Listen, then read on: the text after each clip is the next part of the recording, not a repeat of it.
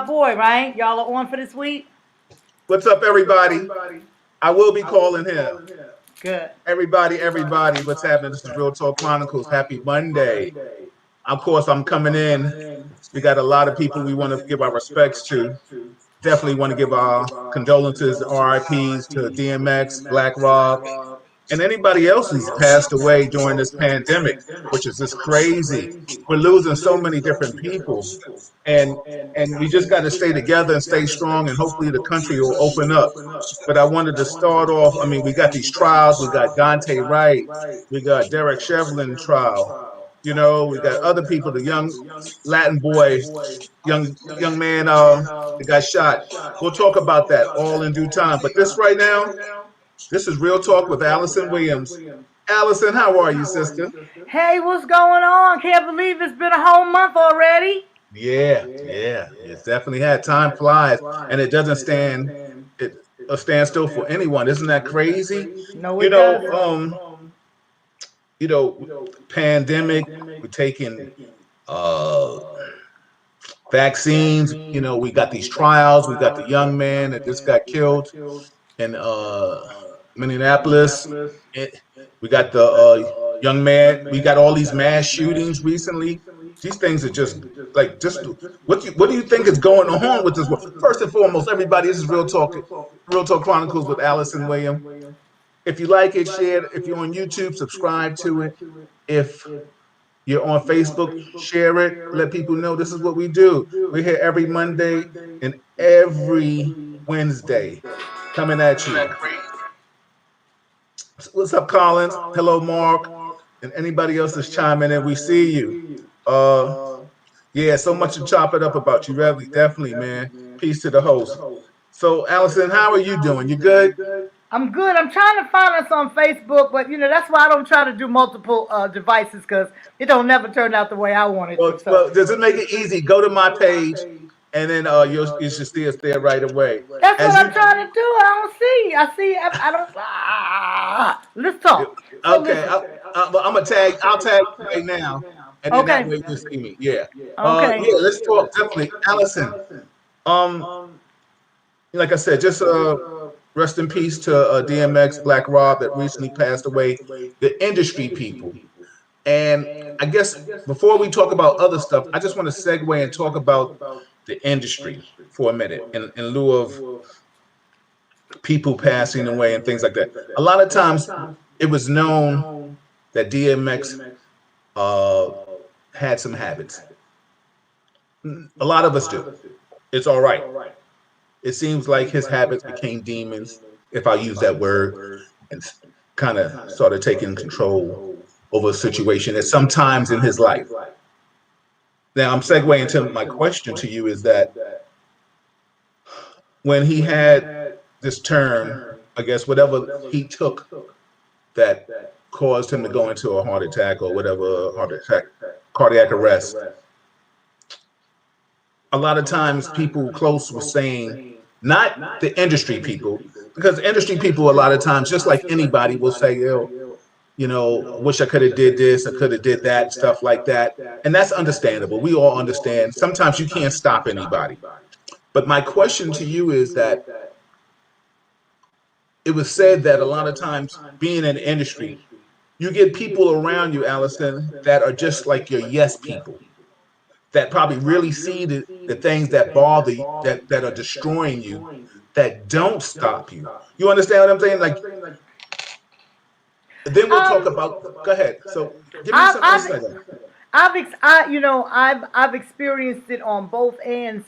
When you're dealing with someone who may have addictions and demons and things like that, yes, there is a lot of enabling in Mm-hmm. terms of people who they just want to, you know,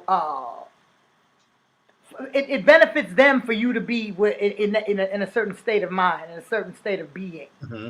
You know what I'm saying? It benefits them for you to be there. And then other times there are people who, although they may have your best interest, they're not equipped to step up and say. Maybe it might cost them their job. Maybe they're afraid it'll cost the friendship. Whatever the case may be. Maybe they feel like I can't be in the middle of it. But there's always that line that somebody's afraid to cross, or whatever the case may be. Sometimes it's even to a point where, listen, today wasn't as bad as last week. Let me just let them get through the day, and then we can tomorrow deal with it. Or we had 4 good days, and then the weekend came and it was a trigger, and now Yeah. we got to deal with this, and we could just get them past this point. You know what I'm saying? So it's all those kinds of things that go into this. I believe he was 50 years old. Yes. Now we don't think of it in terms of human bodies, but anything you have that's 50 is old, or it's older. It's not new. If I have this compact and I've had it for 50 years, this is some old makeup. And I probably Yes. shouldn't use it. But I'm just saying, you know what I'm saying? It's you've been using that same you for 50 years and doing what you've been doing to it for 50 years. Right. You've right, been smoking right. and drinking and sprinkling whatever else you sprinkle on top of that for 50 years. Eventually, this is going to say, I can't. I just can't. I can't no more. The body's Yeah. going to shut down, and that's going to leave you open for the cardiac arrest and the sclerosed liver and all those other things that will take place in a human body, in a system of organisms when you do those things to it. Yeah. Yeah. And you know what's so funny is that So sometimes it's not just what you do today. I got high today, and all of a sudden I feel sick, and then I go in the hospital. It's what you've done cumulatively over the years. right. Allison, but I think turn your speaker down too, because everybody's getting an echo and everyone. Everybody's getting an echo. I'm gonna turn Yeah. it off because Oh, okay, there you go. So you know what's so funny how we were talking about. Now you got to turn the phone down. Mute your phone. phone's getting ready to go off because it's already muted. But like I have us on Facebook, I told you I can't do multiple devices. I got That's all right. I got one box at a time, y'all. I apologize for all the technical issues I've been causing trying to be tech Well, savvy. when It's she not comes my back, lane. everybody, she will definitely come in and say hello and hi to everybody. It's not So my yeah, lane. there- I'm gonna stick to singing songs. there is an echo going on. I'm trying to find out where it's coming from, though. Okay. Well, I got all my stuff shut down except for you. No, we ain't gonna do that. So I will find out. So anyway, let's see. Let me just see if I can get it. An echo somewhere. I hear it coming on your end, but not from me. Yeah, absolutely. Let me see. Oh, Can you hear me? technology. Let's Okay, see. I'm putting on my echo collation. There we go. See if that helps. I got my Check. Sounds a little better. Yeah, there we go. That's it. Okay. Now we rocking. People shouting you out. Chicky said, long time. Chicky C, what's going on, sis? How are you? We got it now, Stephanie. We got it fixing. We fixed it. So now when we talk about, like you said, enablers and stuff like that, there are so many different variables that you said, of course, about people losing their job and things of that magnitude, and people just wanting to be in the know and be with the person.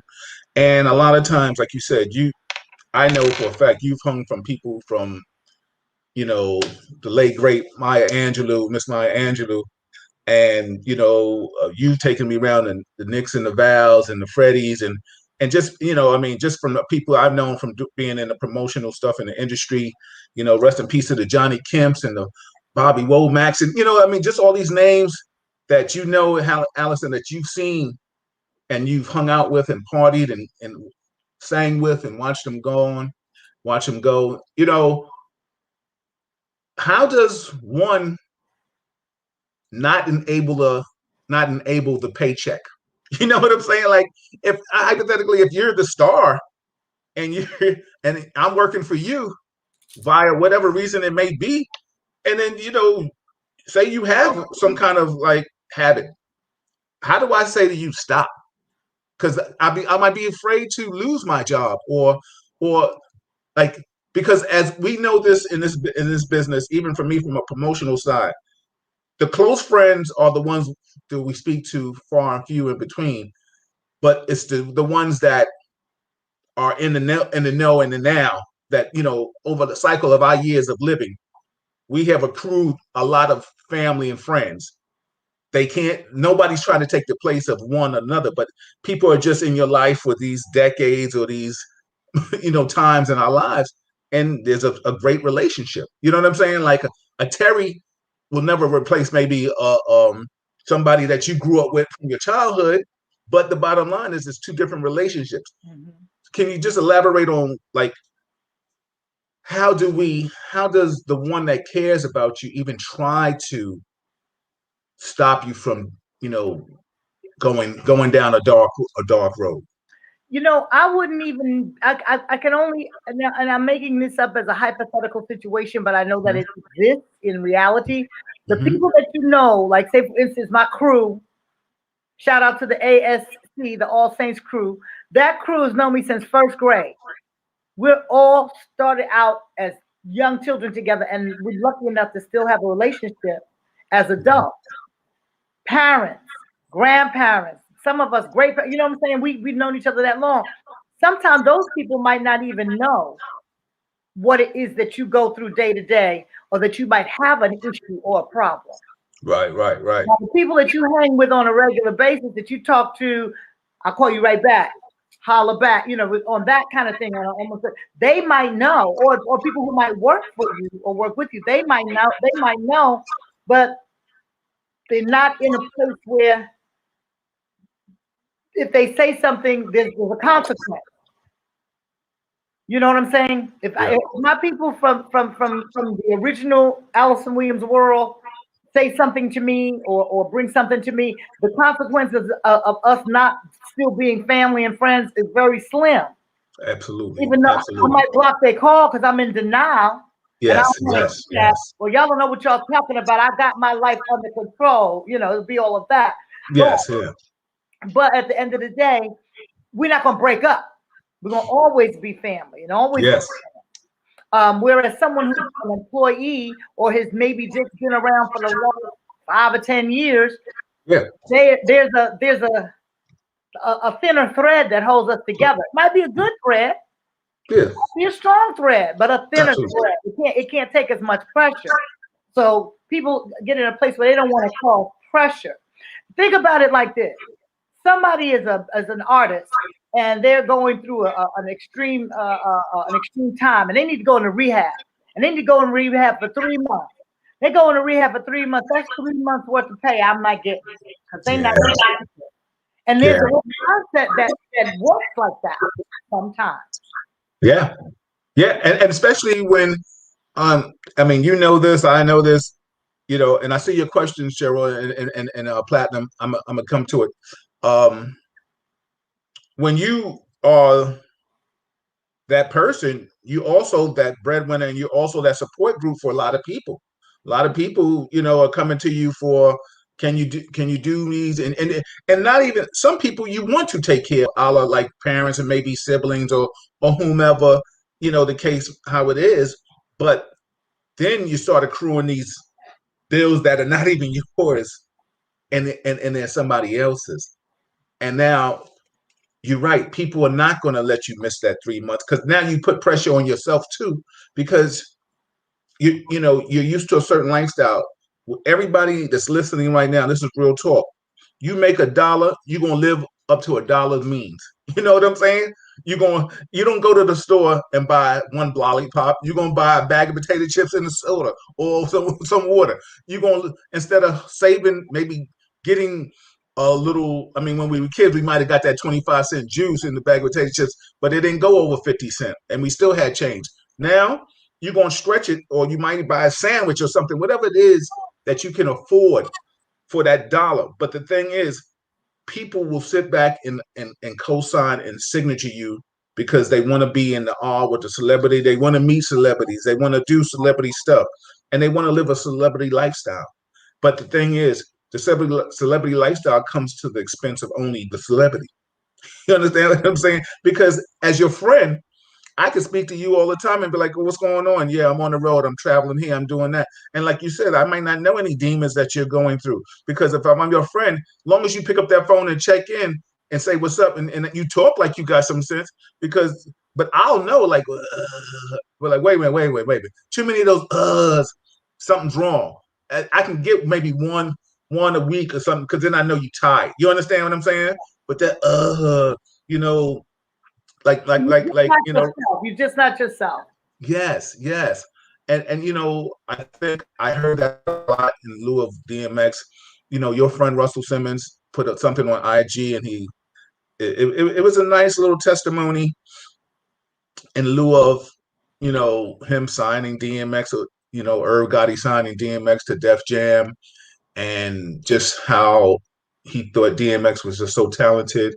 But then to come to find out that he had these demons, and we're referencing the demons to, you know, substance abuse or whatever it is, uh, or you know, I think we've all heard DMX had some kind of like a kind of checkered childhood, but um, we're talking about the substances, because a lot of times you can get help.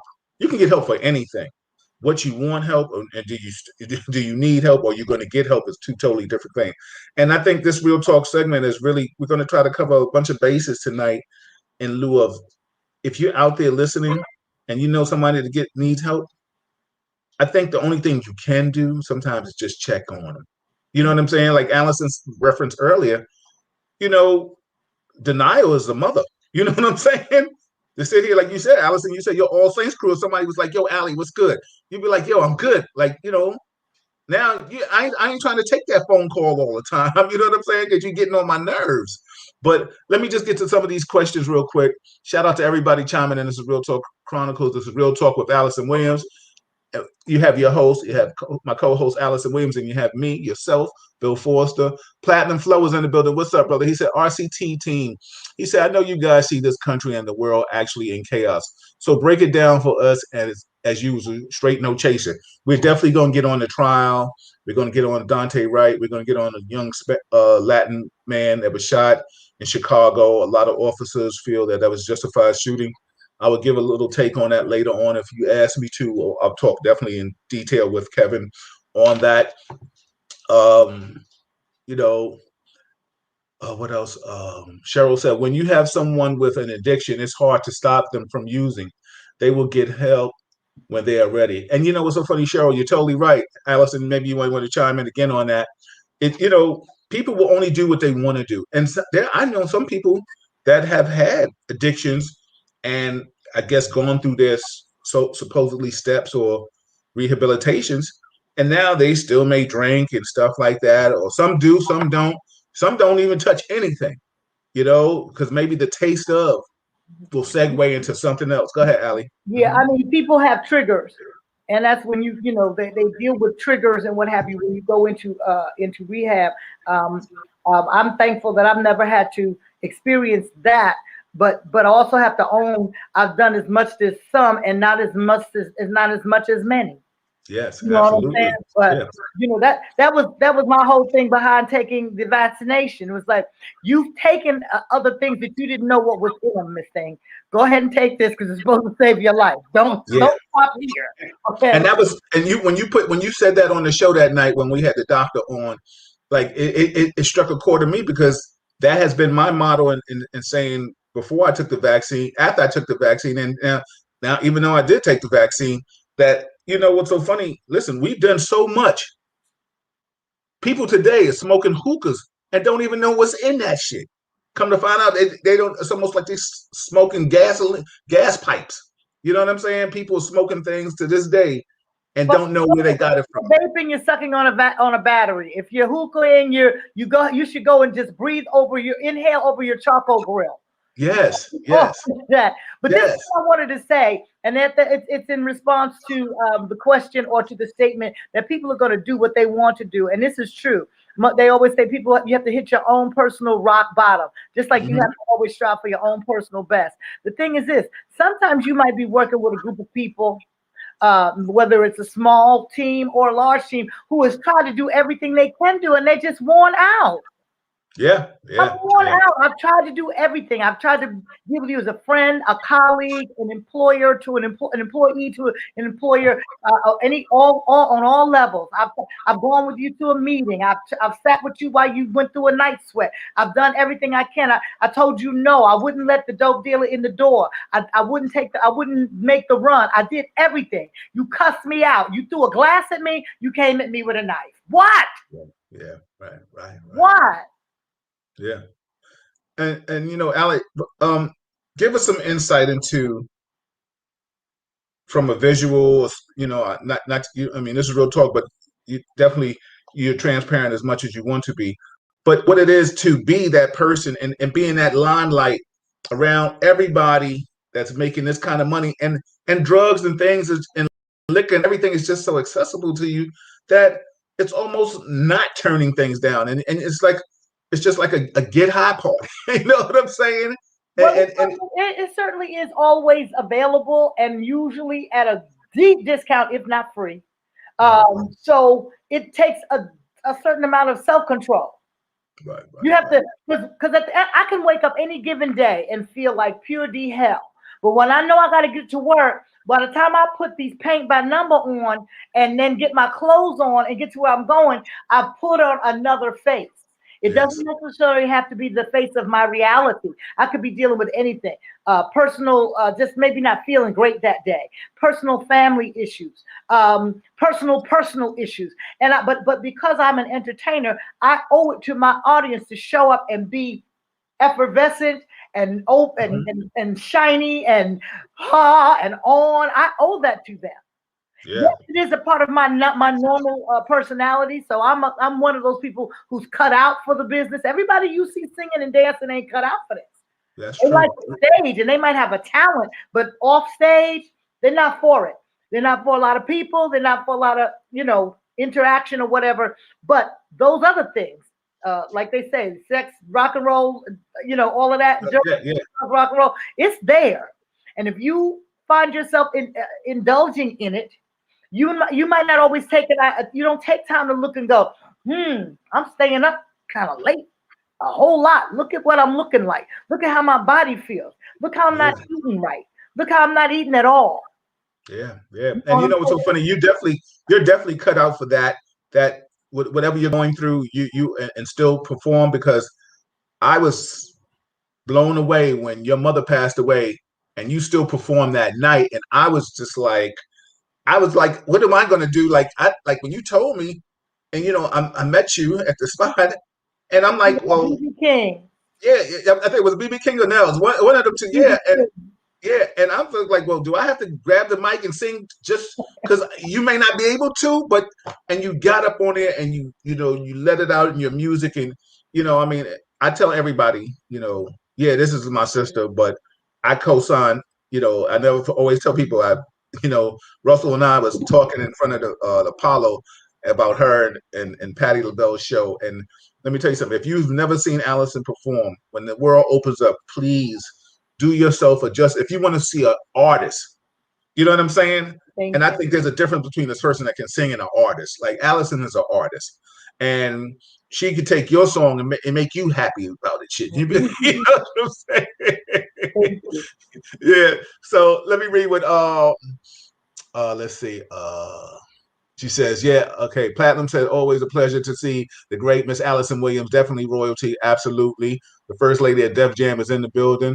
Cheryl said, a lot of people tried to help him, even his wife, but he didn't want to or couldn't. The only person he stopped using for was his grandmother. Cheryl, I know a lot of people that know him that was very tight with him. I've met him once. So I have no knowledge of only what I hear. So say I will walk very gingerly in saying what I heard because I don't want it to be said. Bill said, and I can't factually say it.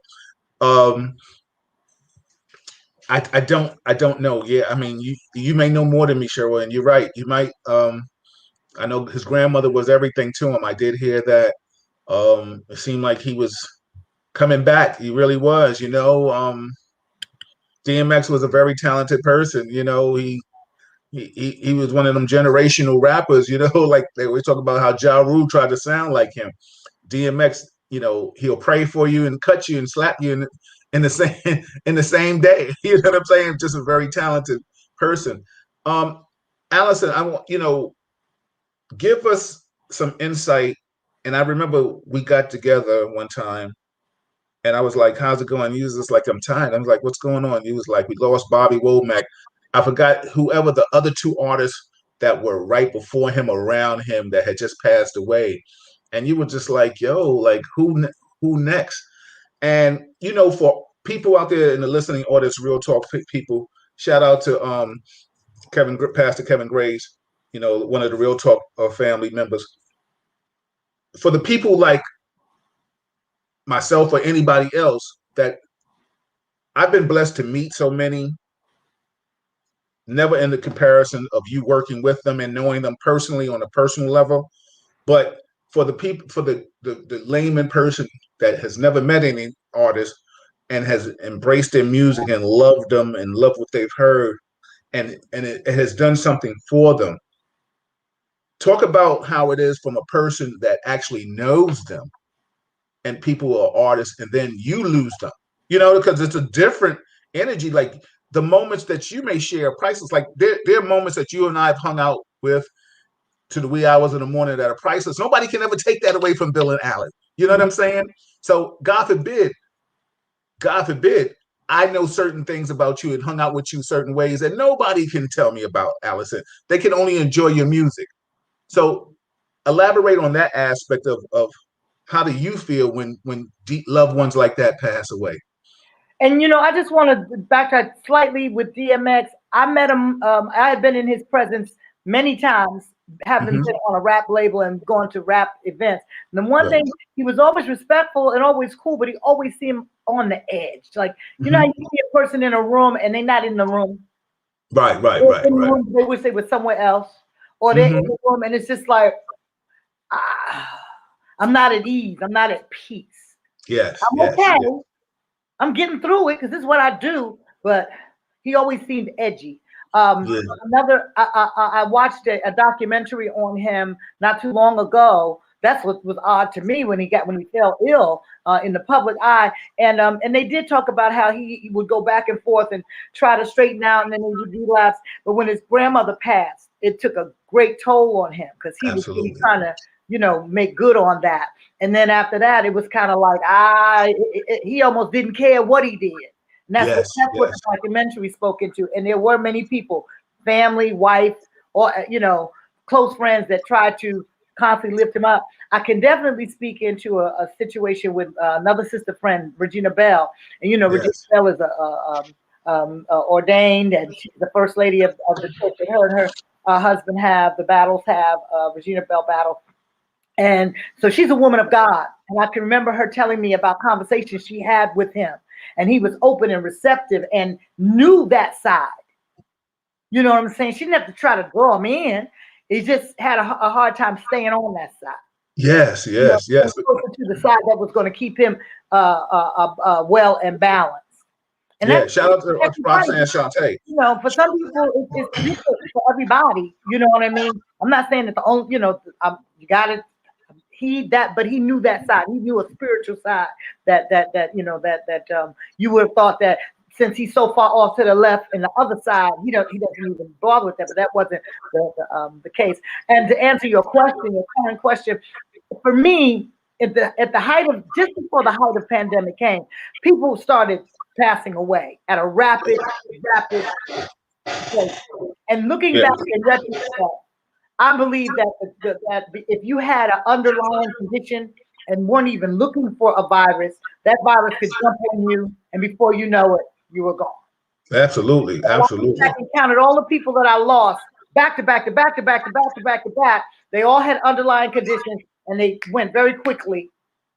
And we don't know if it was COVID or not, but it sure was a rush on getting up out of here. And a lot of them were musicians and friends of mine that I would know. Some friends that people would know. We lost Tony Smith, funkin' for Jamaica. Drummer Bernard Brim. We lost Ronnie Drayton. We lost so many great people. And Yes, yes. and then when COVID set in, we began to lose them again back to back to back. And because of the way COVID had us in dealing with our dead, we couldn't memorialize them or funeralize them. Some people couldn't even get them out the hospital. You know, Yeah. it was the pandemic was raging, and so people's funerals were like backed up. You're not supposed to have a month full of upcoming funerals. No. How is that? Let me tell you something. The funerals in the future. Oh no, I can't go on that day because I got Thursday, Friday. Oh yeah, and Saturday I got to do this, and they all were funeral related. Yeah, And and it's so funny that she was saying that. It was saying that, with the funeral parlors, they were the only places that were making the money, and they were putting bodies in bags, basically, like, and leaving them in the basement because they wasn't even allowing those individuals to have, like you said, to have a memorial in regard to them, because COVID was in that body and they didn't want to. It almost like you were scared to spread that. So it is definitely a devastating situation, and like, we start checking up on people because it's like, wait a minute now, because COVID wasn't something that we was used to, or we thought we could deal with. We was like, whoa, this is something real different right now. Yeah, this is not what we hear about in other countries. You know what I'm saying? Where they have a cow flu or a chicken this or whatever, mad cow and all that. This was something different. And for me, knowing a lot of people, the curse, I guess, is this: the more people you know, the more people you're gonna know when they leave here. All of us are leaving. None of us are staying forever. This is a thing called life, and none of us are getting out of it alive. I say that all the time. I get it. But when you hear about it, you're never prepared, and it is hurtful, and especially when you feel like it's just way too soon. When you go on the road and you work, you miss out a lot with your own personal family, but then you gain a family that you see when you're on a festival and when you see these people, you embrace them and you sit down and say, how's your daughter? Oh, my son just graduated. Oh, how's mom? Oh yeah, mom came last time we were in such and such a city and she danced all night long. Here, let me show you pictures of my grandkids. You know what I'm saying? So these people are people that you don't just know them in passing. Like, how are you? See you later. Hello, Bobby Womack. How you feeling? See you later. Bye. Okay, Jink. It's not just like that. We have another life that we live with them, even though it might not be all the time. But and I mean, I just you showed me that so well when we were when you took me with you to, like, Nick and Val's, rest in peace, Nick.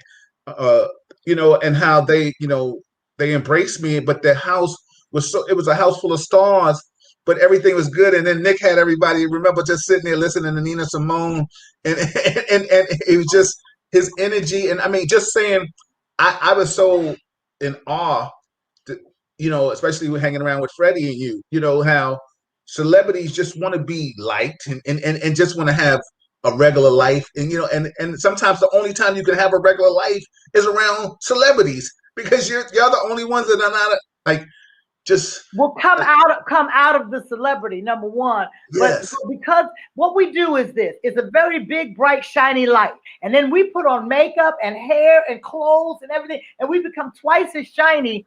And then when we come out of that, we want to be away from that.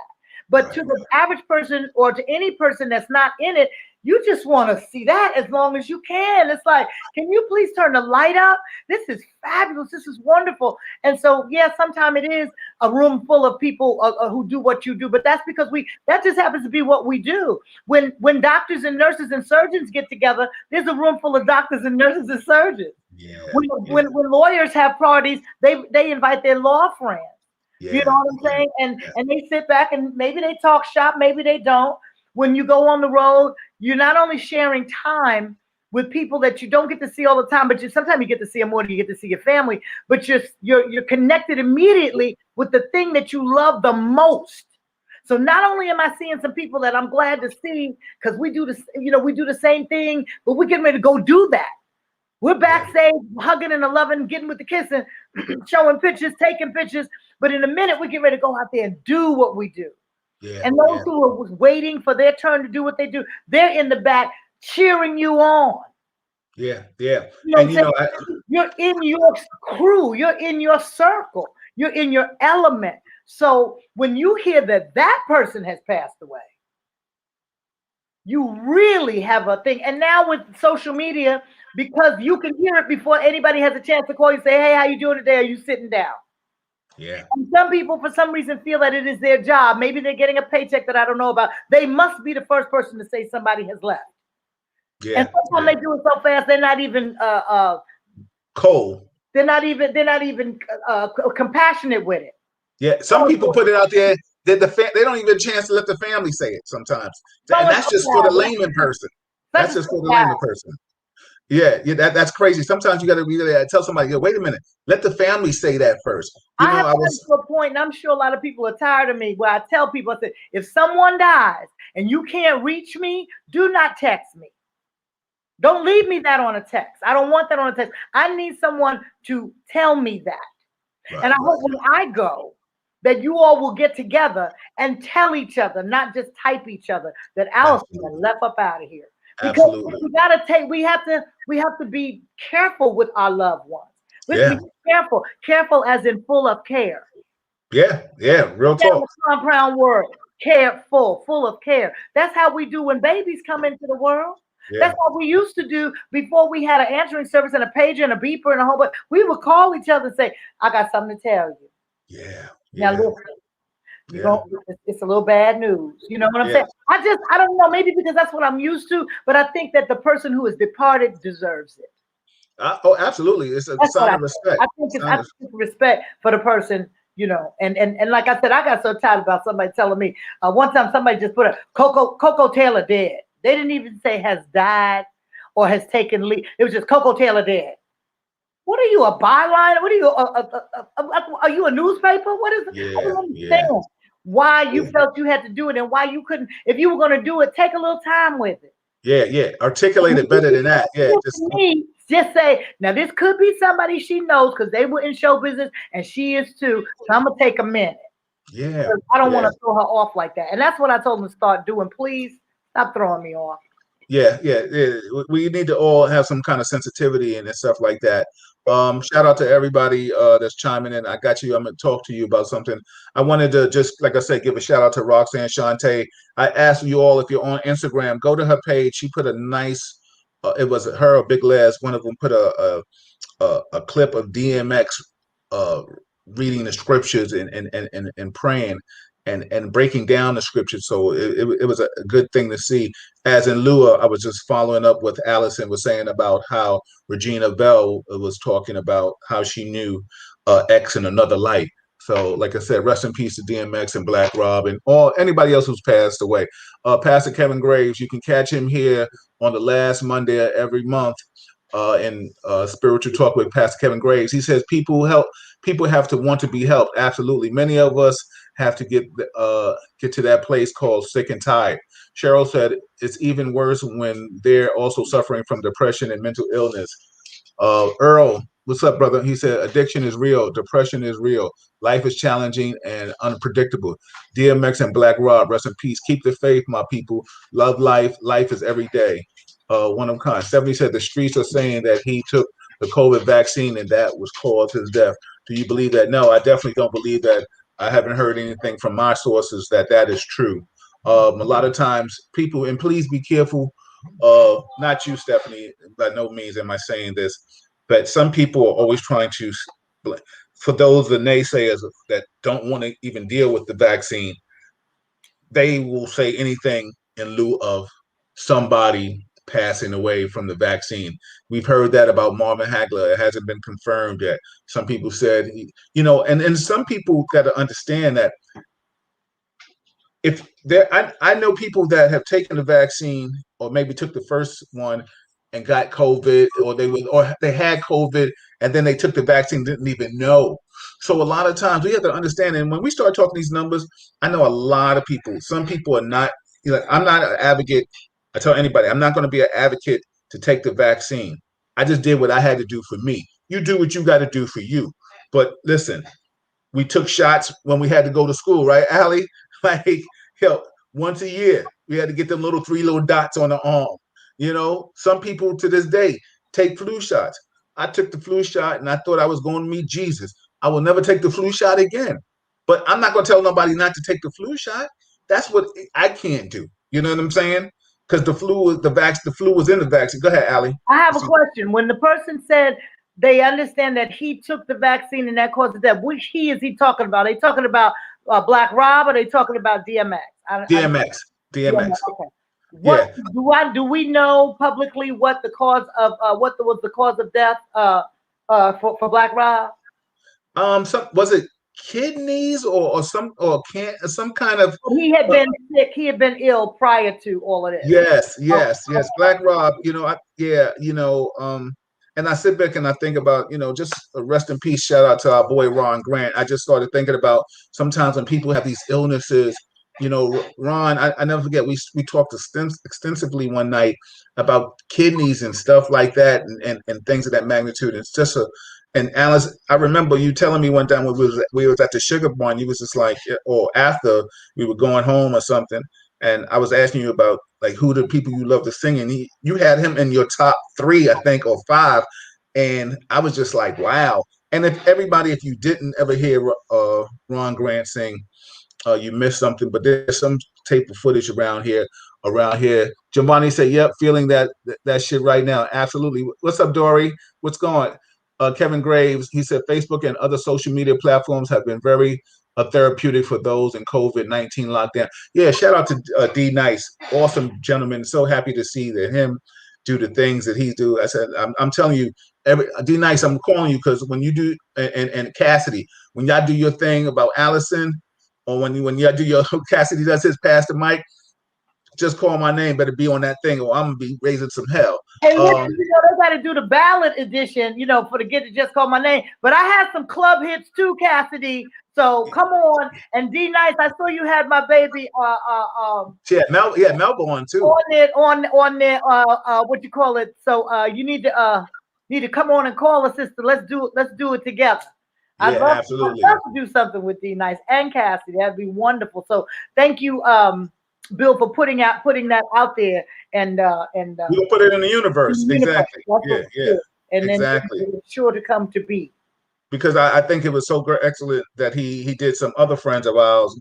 One of his favorite songs was Kathy's songs, "Thinking of You," and I think that was "Thinking of You," and he played that. That was his opening theme, and probably still is. And then he just had Melba Moore. He interviewed Melba. Shout out to Melba Moore, who was a great listener of Real Talk Chronicles, and she was on the show.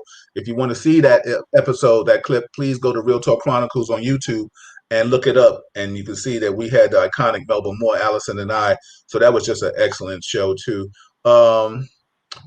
Stephanie said it was kidney failure for Black Rob. Yeah, he had 5 strokes. I heard that, Stephanie. Shout out to Holly in the building. More Joy is in the building. Holly. Yeah, Chicky C was in the building. Yes, my Riverside partner. She said, I miss Ron Grant. He was a great friend of mine and so helpful with my music. Absolutely. Lois, good evening. What's going on? Social media has helped a lot of us through it. I mean, people like Fat Joe, a lot of celebrities have taken to social media and put this podcast game to another level.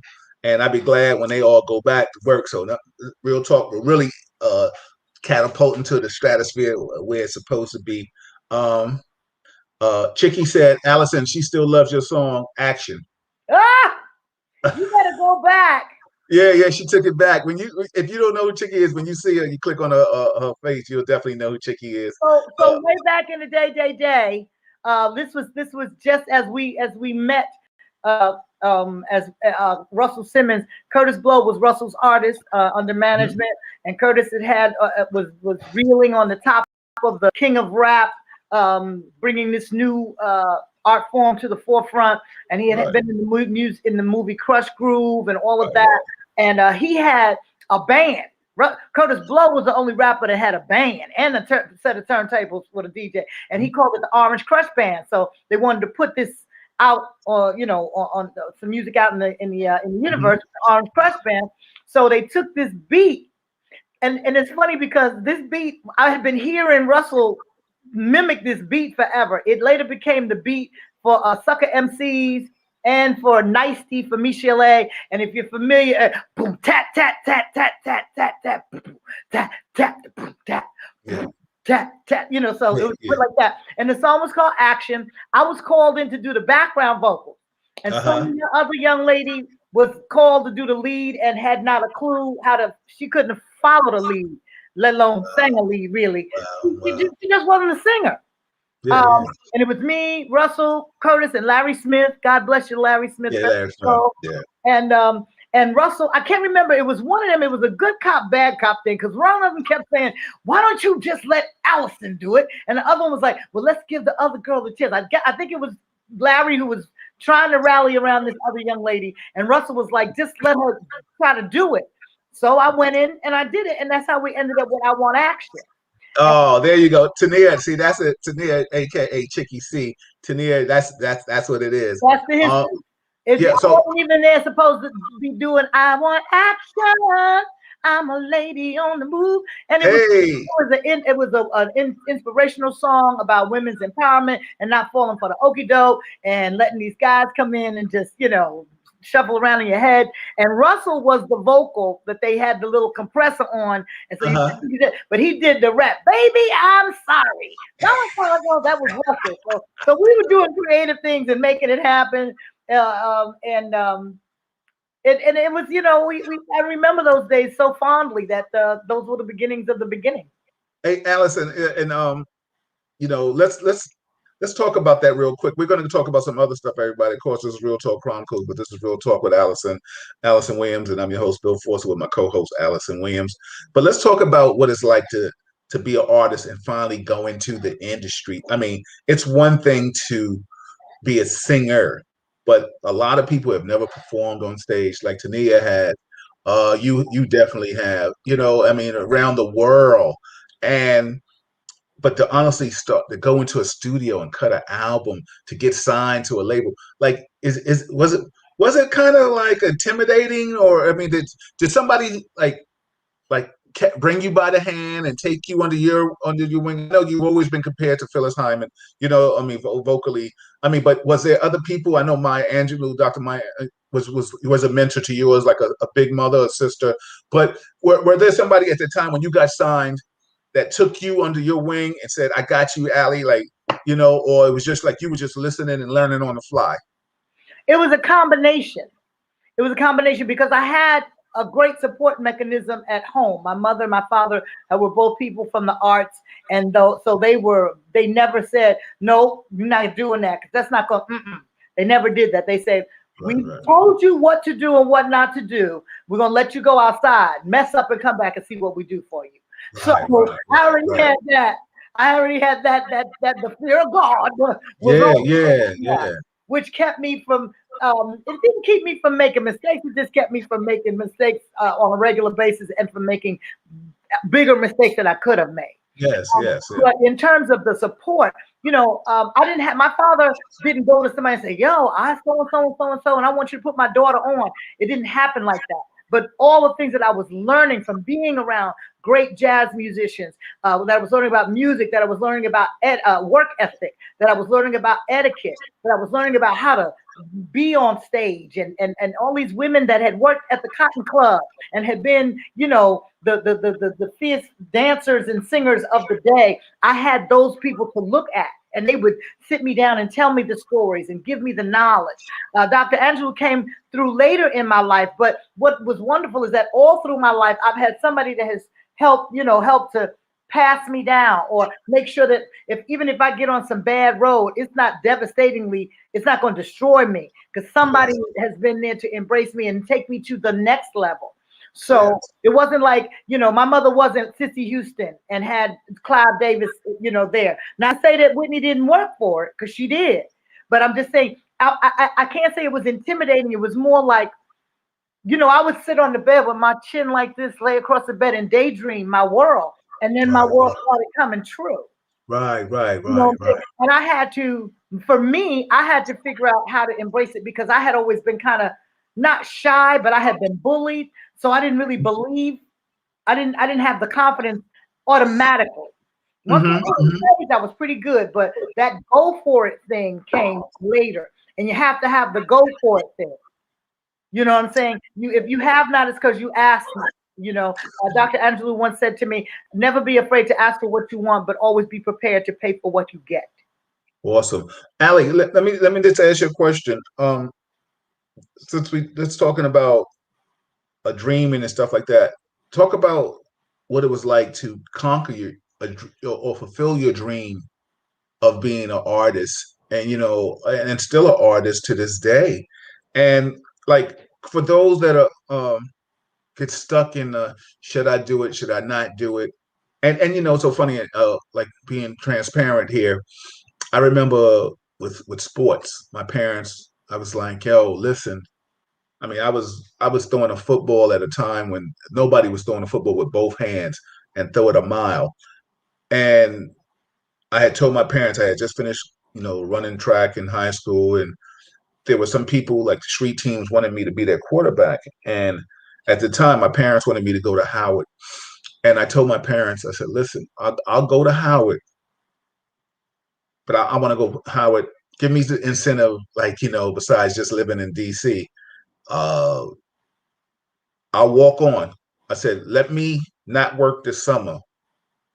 I'll work out because I was already training from running track, so I already knew how to train myself for track. And the football would have came, of course, but I just wanted to keep training and training." And I told my parents, my mother, I said, "Mom," I said, "listen, sponsor me for the summer.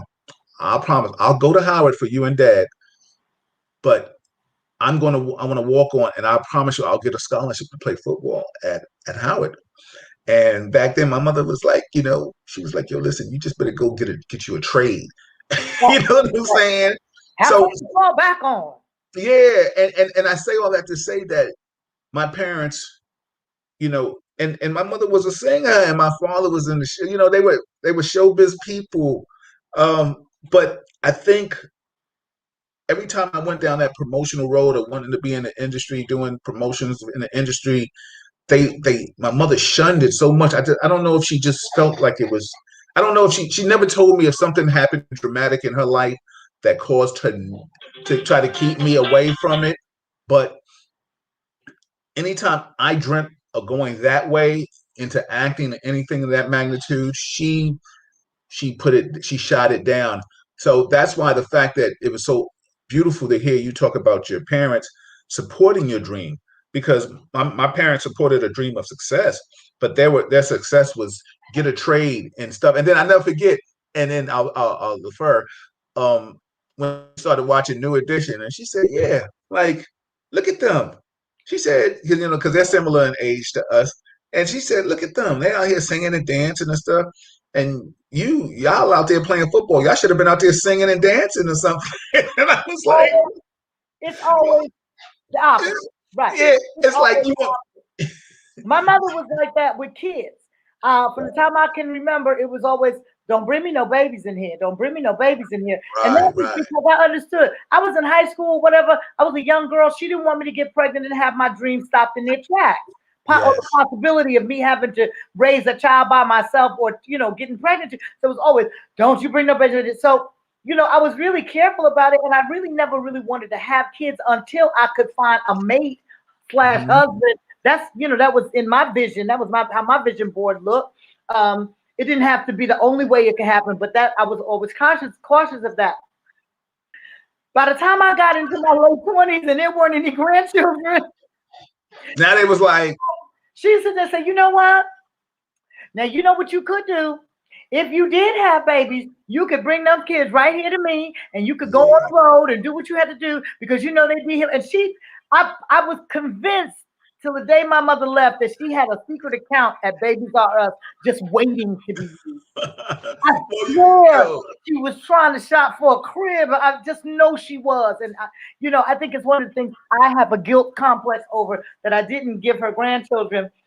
She found some to adopt. She loved on everybody's babies, but that's that same mentality. Like, what they would try to keep you here on the straight and narrow, but then at some point they go, "Look at that! Now you could have done." Like, yeah, wait a yeah. minute, didn't you just tell me for 15 years don't bring no baby? Yeah, and that's the craziest thing because I mean, you know, my parents were like that. It was like, yo, don't come in here with that. You know what I'm saying? Like, You know what I, the I thing was? They saw New Edition as being successful, but this look when you look at this, we see pop artists and R&B stars and rock stars.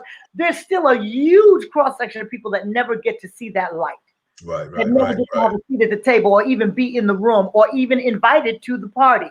So Yes, what they didn't want for you was for you to go down and put all of the effort and all of the discipline and everything that you need to become successful or hopefully become successful as a yeah, singer, as an actor, as a dancer, as a rapper, as a whatever it is in the arts, yes, and then not have it come into fruition. And because they had lived their life and saw the pitfalls that they had experienced, they didn't want that for you. That's why yeah, they said, yeah, maybe you can sing and dance, son, but you need to get a trade. Or maybe there is a sport in you, but you need to get a trade because they realized what this life really is like.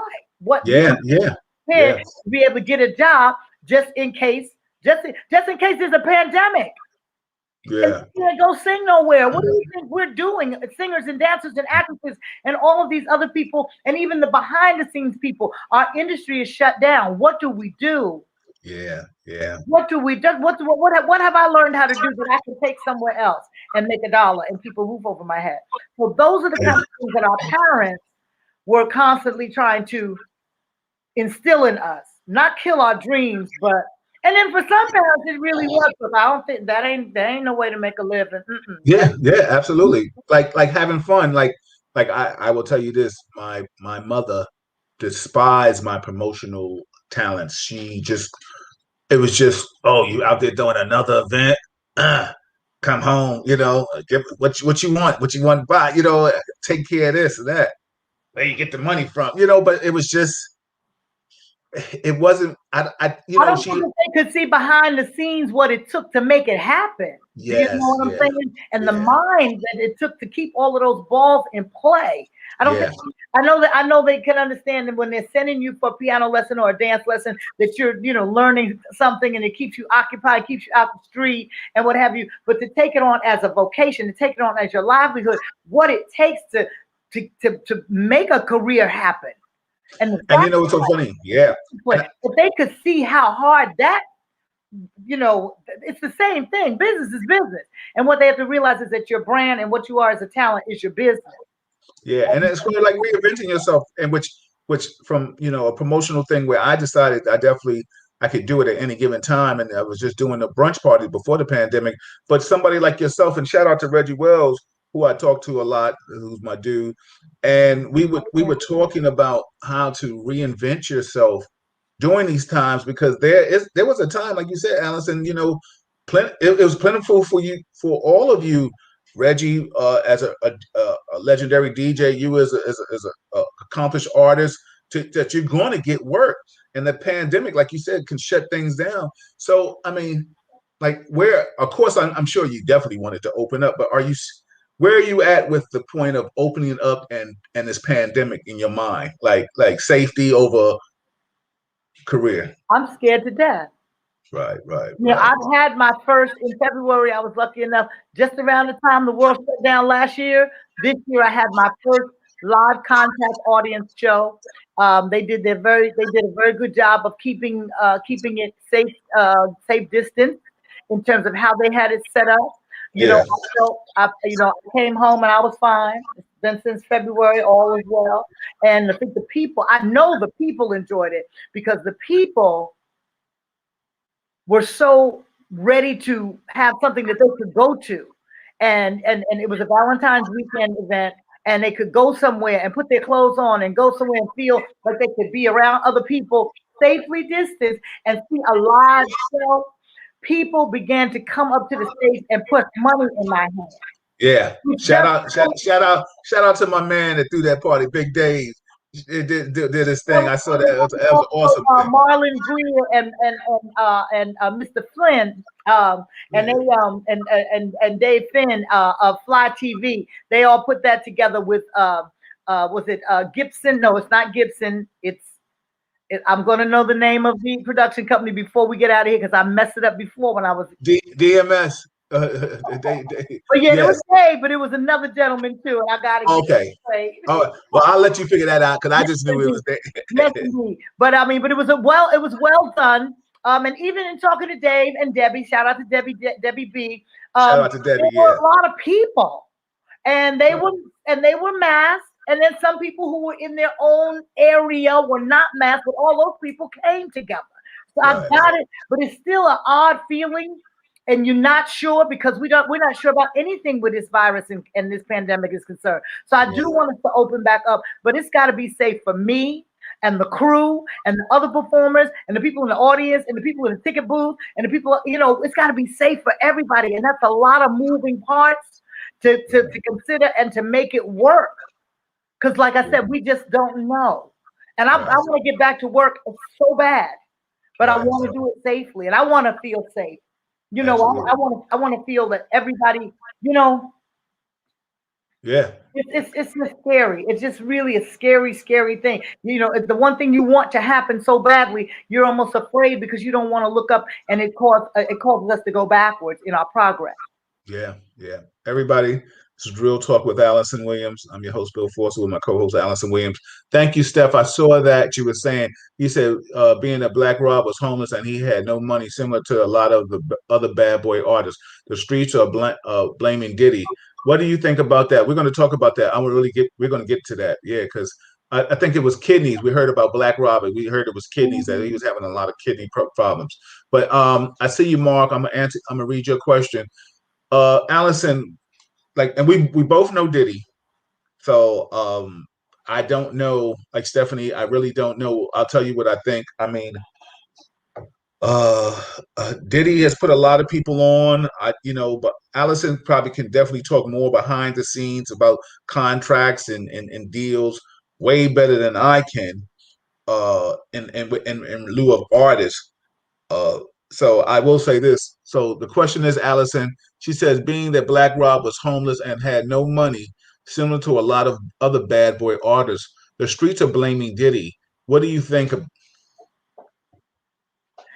I can't say what he did or didn't do, but this is what I can tell you of my experiences. Um, when I was signed to Def Jam, there was also Rush Productions, which was the management company. It is a conflict of interest for an artist to be signed to a label that is also powered by the same management firm. Right, It is also conflict of interest for you and I understood how they were doing it, but myself and the majority of my label mates, which were from Public Enemy to LL to Orange Joe, all of them, the rappers and the small group that made up the R&B division, we were all placed in one business accounting firm, Padel Nadell. They did great work up there, but everybody in the same bed is not good. right, And right, what I right. think, I can only imagine, along with Sean and with Russell, is that they came up quick in it and learned certain things that they might not have been prepared or saw necessary to pass on. There's a lot of people who can make a lot of money, but they can't tell you how to govern your money so you can have something at the end of the day. Then there's a lot of people who are just not paying attention and not listening. Yeah. You know Yeah. what I'm saying? So I'm not going to, there's a lot of things that I would have done differently in terms of a financial wellness and what have you. But also, I wasn't told, or I wasn't a lot of time spent on teaching it to me. And so I got Mhm. what I got. Or if I came up in a situation where I was in need, someone would help me and cut me a check. But you can keep giving me a fish as opposed to teaching me how to fish for myself. Yeah, yeah, You know yeah. what I'm saying? And then sometimes it might just be that you've got so many things going on right now, you can't take the time to get with every individual artist and show them the road, especially when they're out. You know, I don't know. I don't know how to call that. I don't know how to call that. Yeah. I'm not going to blame Diddy or Sean. I'm not going to blame him for someone else's inability to Manage their money. they manage their money, because the Lord knows they had enough time and opportunity to make a lot of it. So Yeah. you know what I'm saying? And I was watching a movie. Come to spend the money for them, then I'm just saying. But that happens a lot. That happens a lot, and it happens a lot with us. What do I mean by us? I mean African American, Black. As my mother used to say, she'd point to her hand and do that. You know, it happens a lot with us. We don't pass on the knowledge. Yeah, you know what's so funny? I was watching a movie. I'll let the movie go nameless.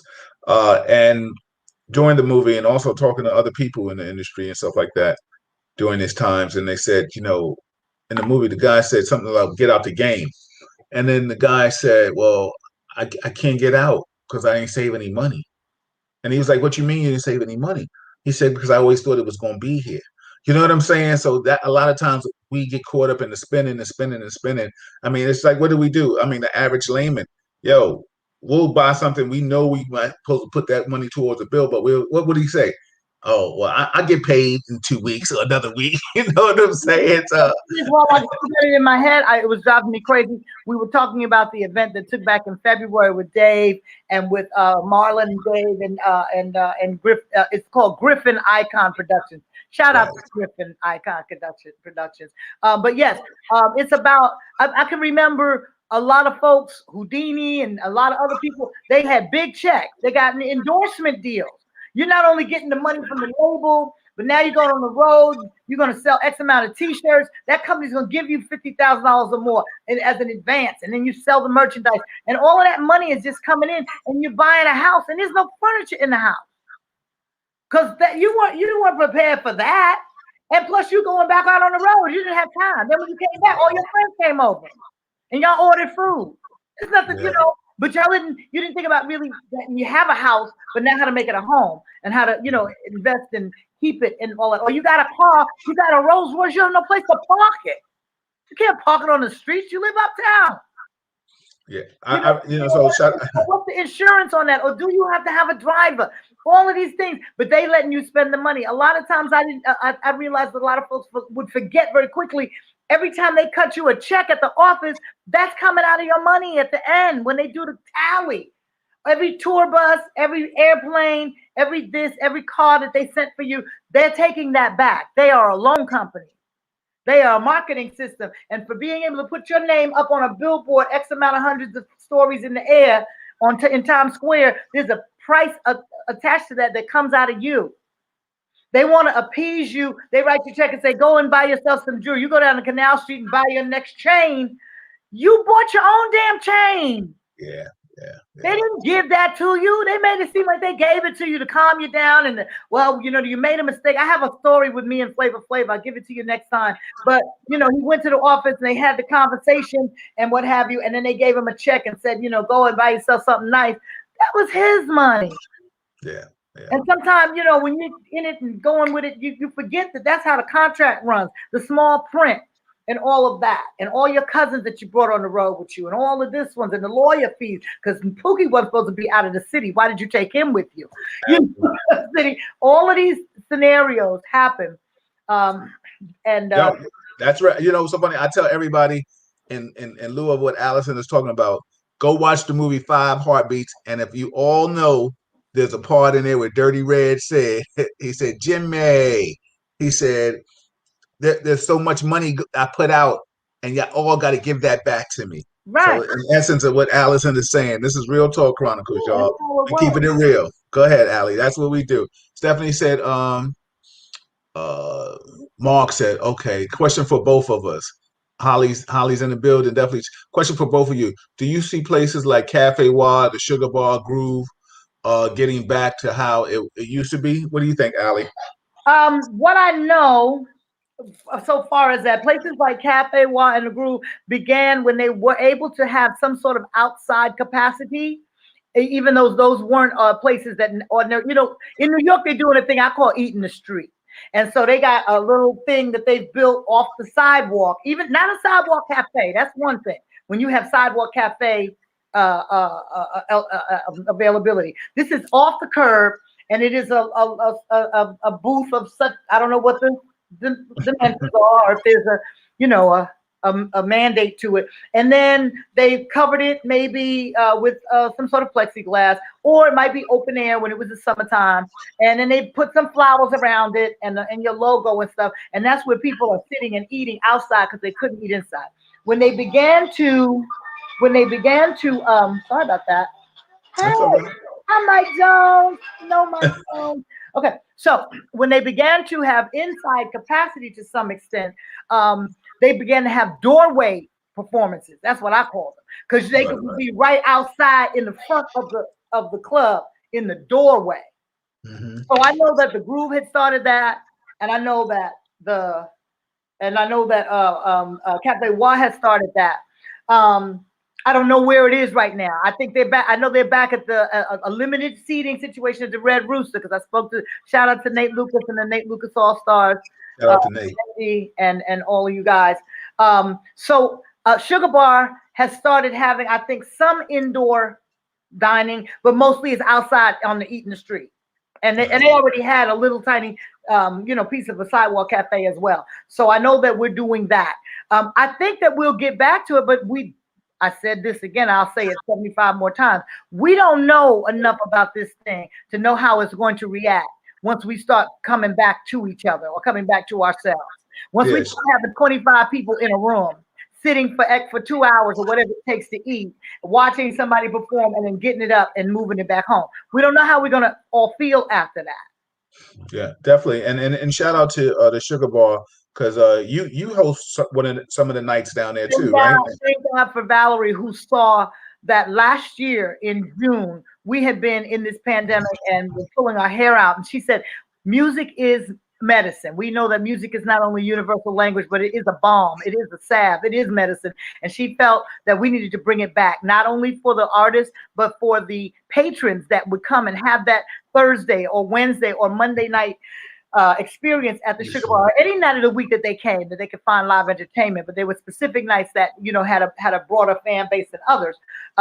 And so she brought back the Thursday night open mic, Sugar Bar, Ashford and Simpson's Sugar Bar Thursday night virtual open mic. So every Thursday on the Sugar Bar Facebook live page, you can go there at 8 o'clock. And from 8 to 10, you can see some really great talent, and you can tune in with on Facebook with all of those that you have become accustomed to going to come and gather with. Or if you're new to it, you can now have that opportunity to come. When you couldn't come before, you can come now. You can sign up and perform. We've had people who are brand new in their singing careers. We've had people who are veterans come in and perform or pop up or host. We had Nona Hendricks just a few weeks ago who hosted. This week we got Felicia Collins, guitarist from the David Letterman show. We've had what's the man's name from David Letterman? You know who I'm talking about. Yeah, yes, definitely. Paul Schaefer's been on there, and of course, every week we have the beautiful Valerie Simpson who co-hosts and as well. And what that's done is it's allowed artists to come back and do what it is that they do.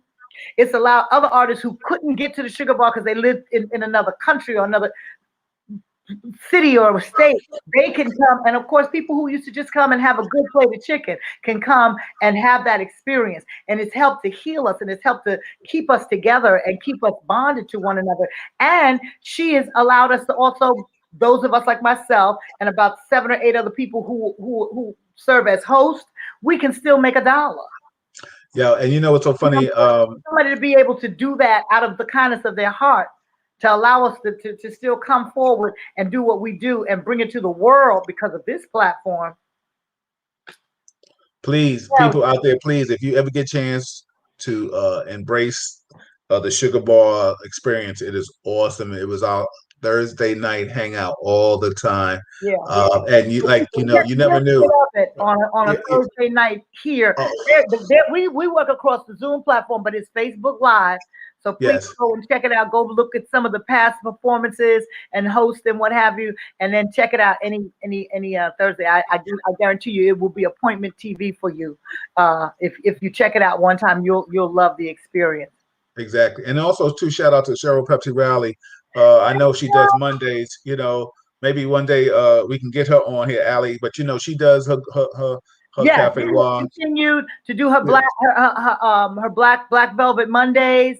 yeah, Um, her and Mike and Davis, right? play Mike Davis doing music that. and keep that thing flowing. That was something that would always bring us together, and music was the root of it, or music is the root of it. So that's why you have me here, because I bring the arts to Real Talk Chronicles. Yes, But you do. Absolutely, as we absolutely. go forward, I know we got a lot of issues. I don't want people to think that it's all about lashes and glitter.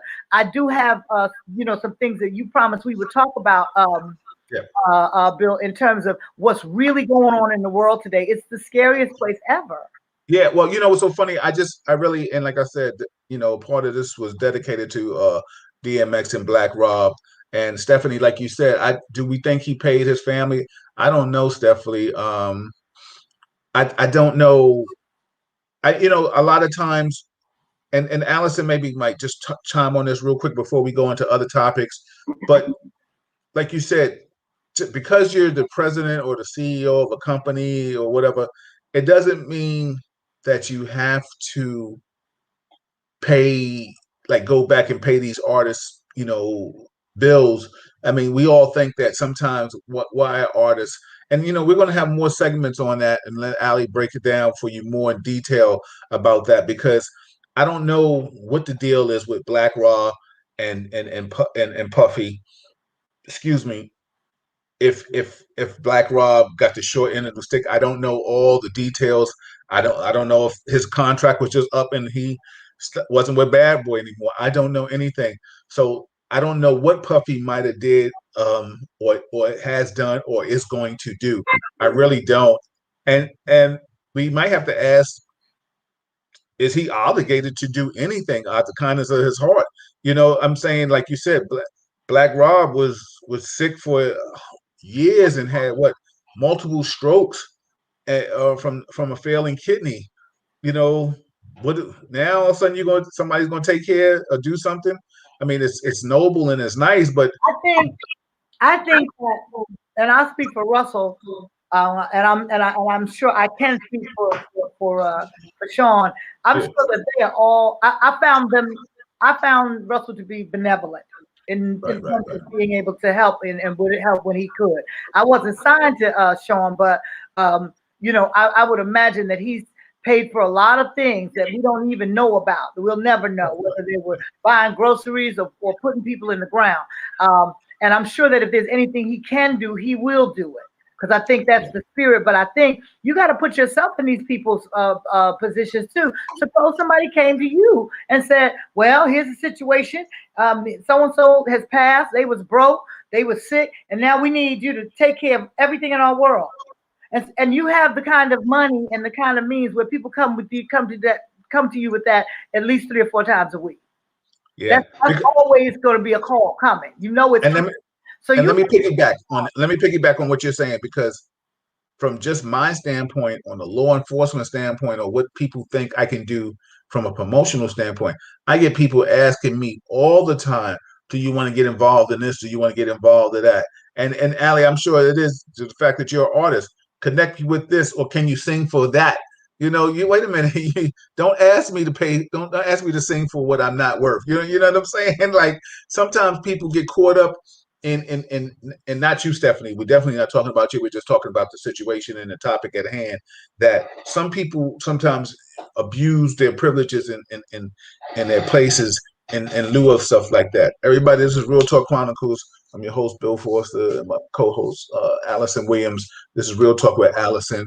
Um, Mark said, I just don't see it being the way it was. It's funny how those days, nails, two eyes, etc., just nightclubs that had pure singing, like Allison and others, to be back for one miss those days. Definitely gonna miss that. Yes, Mark said, I also see that it being, he said that Red Parrot, wow, etc. You going back with that. These places put pure singing, like Allison and others. I'm in for those. Deborah, what's going on? I will check. where is Mark? Where is he? What part of the world is he in? Mark, I don't know if you've ever met Mark. You might have. You might have. Mark and I became real people later on from Harlem Tavern, but then after a while, he started hanging out in certain spots. But I don't know if you met him yet. I don't know. You might have. Deborah said, "I will check it out." New York? Is he in New York? Because I want to send him to someplace. New York and New Jersey. Yeah, he could travel. He could travel. Bedford Manor in Brooklyn on a Sunday. If he went to the WA and he went to the Groove, then he went to the Underground. If he went to the Underground, then he knows Melanie Daniels. Melanie. Yeah. Mel has an open mic that she has established on Sundays, I believe it is, at Bedford Manor in Brooklyn. All right, Mark. There you go. You got a spot there. And go hear some singing and get the soul fed. Definitely. Deborah said, I will check it out when I get back to New York. Thank you. Definitely. Cafe Wa. Mike is my man. Mike Davis. Shout out to him. Lisa Clark. She says, I missed the Sugar Ball. My very good friend, Aziza Miller plays. Love and miss live music. Nice to hear they're doing online. Definitely. I'm sorry, let me just do this while it's in my head. You know, Bill, I hate when I cut you off like that, but my mind is like a really bad. It's a computer. Go ahead, let it go. No, my mind is like a really bad strainer. It's got a hole in it. And if I don't tell you things right away, baby, it will just be like, I feel things flying out of my head constantly. Speaking of Mike Davis, there is a new group that they have established with, if you can believe, Mike Davis and Melanie Daniels in the same group. They are called So Artistic. That is also Kelly Andre and Black China. I hope I'm calling her name right. And they have a group, and we have a small southern tour that's going to take place from May 5th, 6th, 7th, 8th to like May 10th or May 9th. And then we're going to be traveling and around. So keep your eyes open for So Artistic and Alyson Williams. And we're going to be, traveling around doing we're calling this the Southern Soul Jazz Concert Series, but it's going to come back Northeast as well. So if he's looking for the Mike Davis, if he's looking for the Melanie Daniels, that's how you look us up. So Artistic. And shout out to Kelly Andre, aka DJ Pleasure, for those that know him from another name. Also, want to give a big birthday shout out to Melba Wilson of Melba's in Harlem. Sister Melba. Yeah, shout out to you, Melba, if you chiming in and you listening to us. So, Alyson, I noticed that you have a shirt that says Black something. I don't know, maybe the other people need to see what it means. Like, what does it say? Black Lives Matter. Absolutely. Now we can talk about a couple of those issues that. Let me be clear. All lives matter, but look at me. I'm pitching for this team. Okay, so that's the shirt. People come to me all the time like, you think just Black Lives Matter? And I think all lives matter. The black, the brown, the yellow, the green and purple polka dot, and especially the stripe. But all the lives matter. But like I had to articulate to Kevin a couple of weeks ago or a week ago that all lives matter and blue lives matter. But if you have a problem with the word black, then that's the issue. Because let me tell you something. All lives, if black lives can't matter, if all lives don't matter. So let's knock that all out the box. Yeah. So let me ask you a question, so we can pick up some of this stuff before we get out of here tonight. What do you think? I don't know if you've been watching the trial. First and foremost, let me be transparent. I have been watching the trial. I put a post up today. If he doesn't get convicted on these counts, I think the city will really burn down. All the cities, from a law enforcement standpoint, are taking precautionary measures in case they don't get the verdict. But listen, testimony and trials are just off the chain. I personally, I will go on the record and say I hope he rots in hell. To kill a man and make him suffer and torture him for 9 minutes and 29 seconds is barbaric and unheard of. So that's my personal feeling. I'm not asking anybody else to co-sign it. It's just what I feel. The fact that was torture in a modern day lynching. So that's what I feel. I don't care what any other law enforcement officer says. I challenge you to tell me differently. I feel that passionate about that situation. It was crazy to me to see. And as much as I've watched that trial, it just makes me have much and more disdain for that man. The fact that he could do that and see the sinister look in his face And for somebody to take psychology and watch his face and see his body language, it was just despicable. With that being said, because I had to get that rant off my chest, um, have you been watching it, and what are you thinking about it, Ali? As of today, whether I wanted to watch it or not, it's all I could watch because they had a Right. breakdown of the trial and all of the language and all of the conversations that had taken place.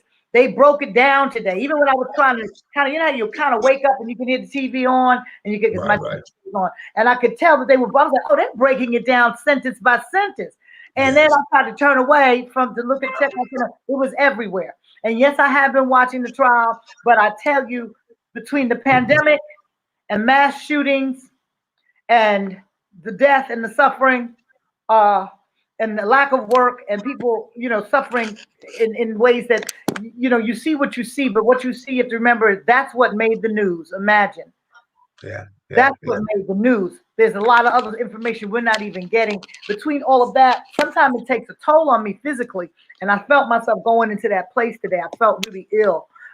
So I like to answer your question. I have been watching the trial, but with every bullet and with every, you know, situation, I just I feel myself sinking, and I have to work hard to pull my back up and keep my chin up. Um, and then I won't even say. I mean, clearly we're waiting on this verdict, and I concur with all the things that you've said, Bill, in terms of what this is going to mean for the country. I'm really afraid. I'm really frightened. But when I saw them take that young man in uniform and put him on the ground, then I was like, so it's things like that I watch on the news and then decide whether I want to go outside. I shouldn't have to decide whether I want to go outside because I'm afraid something crazy, freakishly crazy could happen. But that's how I'm feeling these days.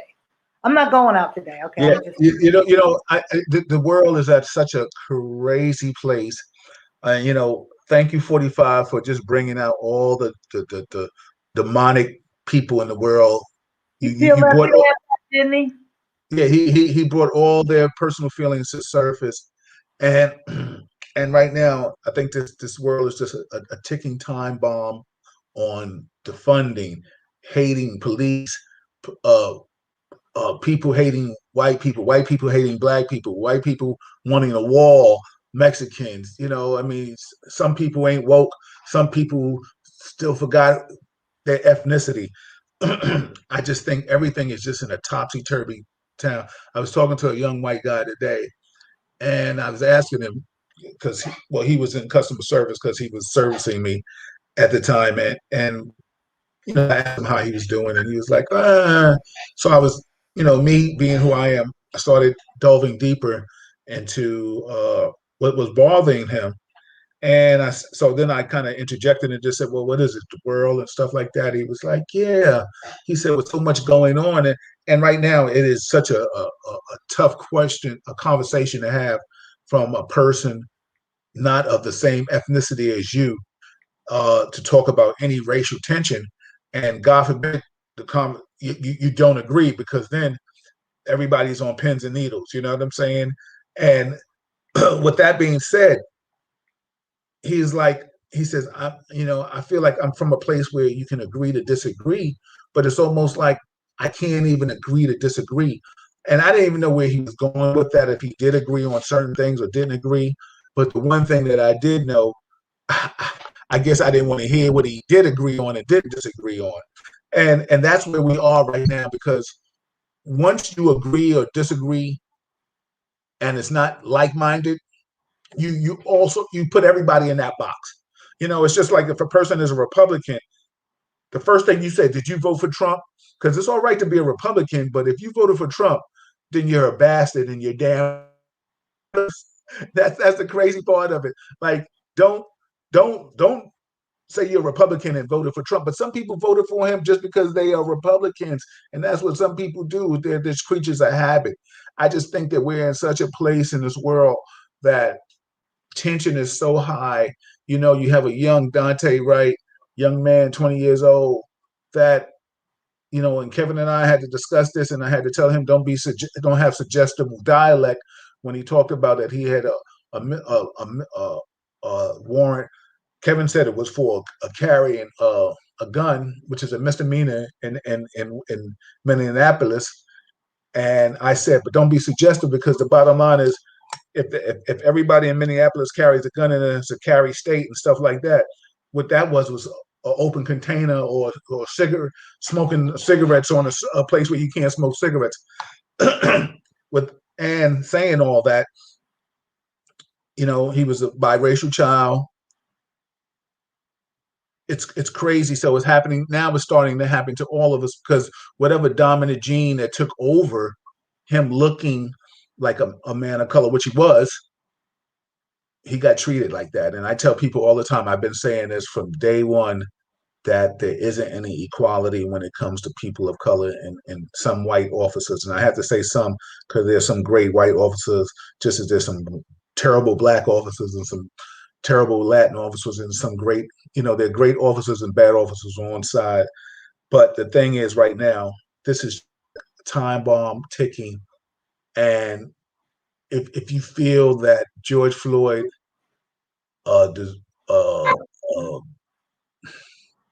died of fixed drugs overdose, then you need to be damned to hell too. And I have no problems going out saying it, because, like, you're part of the problem. I was in a store the other day and I waved at a little white baby, and the baby was looking and started to wave back, and the father was like, wave, wave, wave. And we had a little exchange, and it's crazy that we have to have these kind of exchanges now. Like, racism is taught. You know what I'm saying? Like, everybody, for the great people out here, white, black, or Spanish, whomever you are, Asians, we just want a peaceful world where everybody comes together and just loves each other. For there are people right now that just want to divide and conquer and separate, and they're just so problematic. It's crazy. I want to read some of these comments real quick while we have them. And as I just take off my glasses, how dare I do that? Stephanie says, I hate when people say all lives matter. Of course they do. However, in my house is on fire, and you'll tell me all homes matter. Yes, they do, but mine is ablaze. Exactly. Pinky, I agree with you, Bill. It was intentional, and he gets off, then that would be proof that there are two Americas, and one of them, no one for us, no justice. Stephanie also said, what do you think about Candace Owens? Oh, I didn't hear what she said. Please, Stephanie, give me some insight, because she's a monster sometimes. Sometimes as intelligent as you can be, you can also be a fool. You know what I'm saying? Pinky said, and your post today, Black Stops Rob. Yeah, exactly my post. And your post today, Black Stop robbing, stealing, and killing those who look like us. The racist man in blue doesn't need his help. He definitely doesn't need our help. Like you said, Pinky, 46-1 started race war and the happening. And now just in America, he's like Thanos in the Avengers, the Infinity Wars. Like, he's a monster for those who know the Marvel world. More Joy says, watch on HBO, Exterminate the Brutes. What's your take on the trial, on Dante Wright, the mass shootings? You mentioned all that, Ali. Just like it's just like you said, it's a sad thing. Like I get up and there's a part of me that I'm on edge. I'm in a protective mode, and I think it can spill into people of color, because we're so mad at certain people. Well, I always say this. I saw a time when a person was mad at somebody else and he punched somebody else in the face.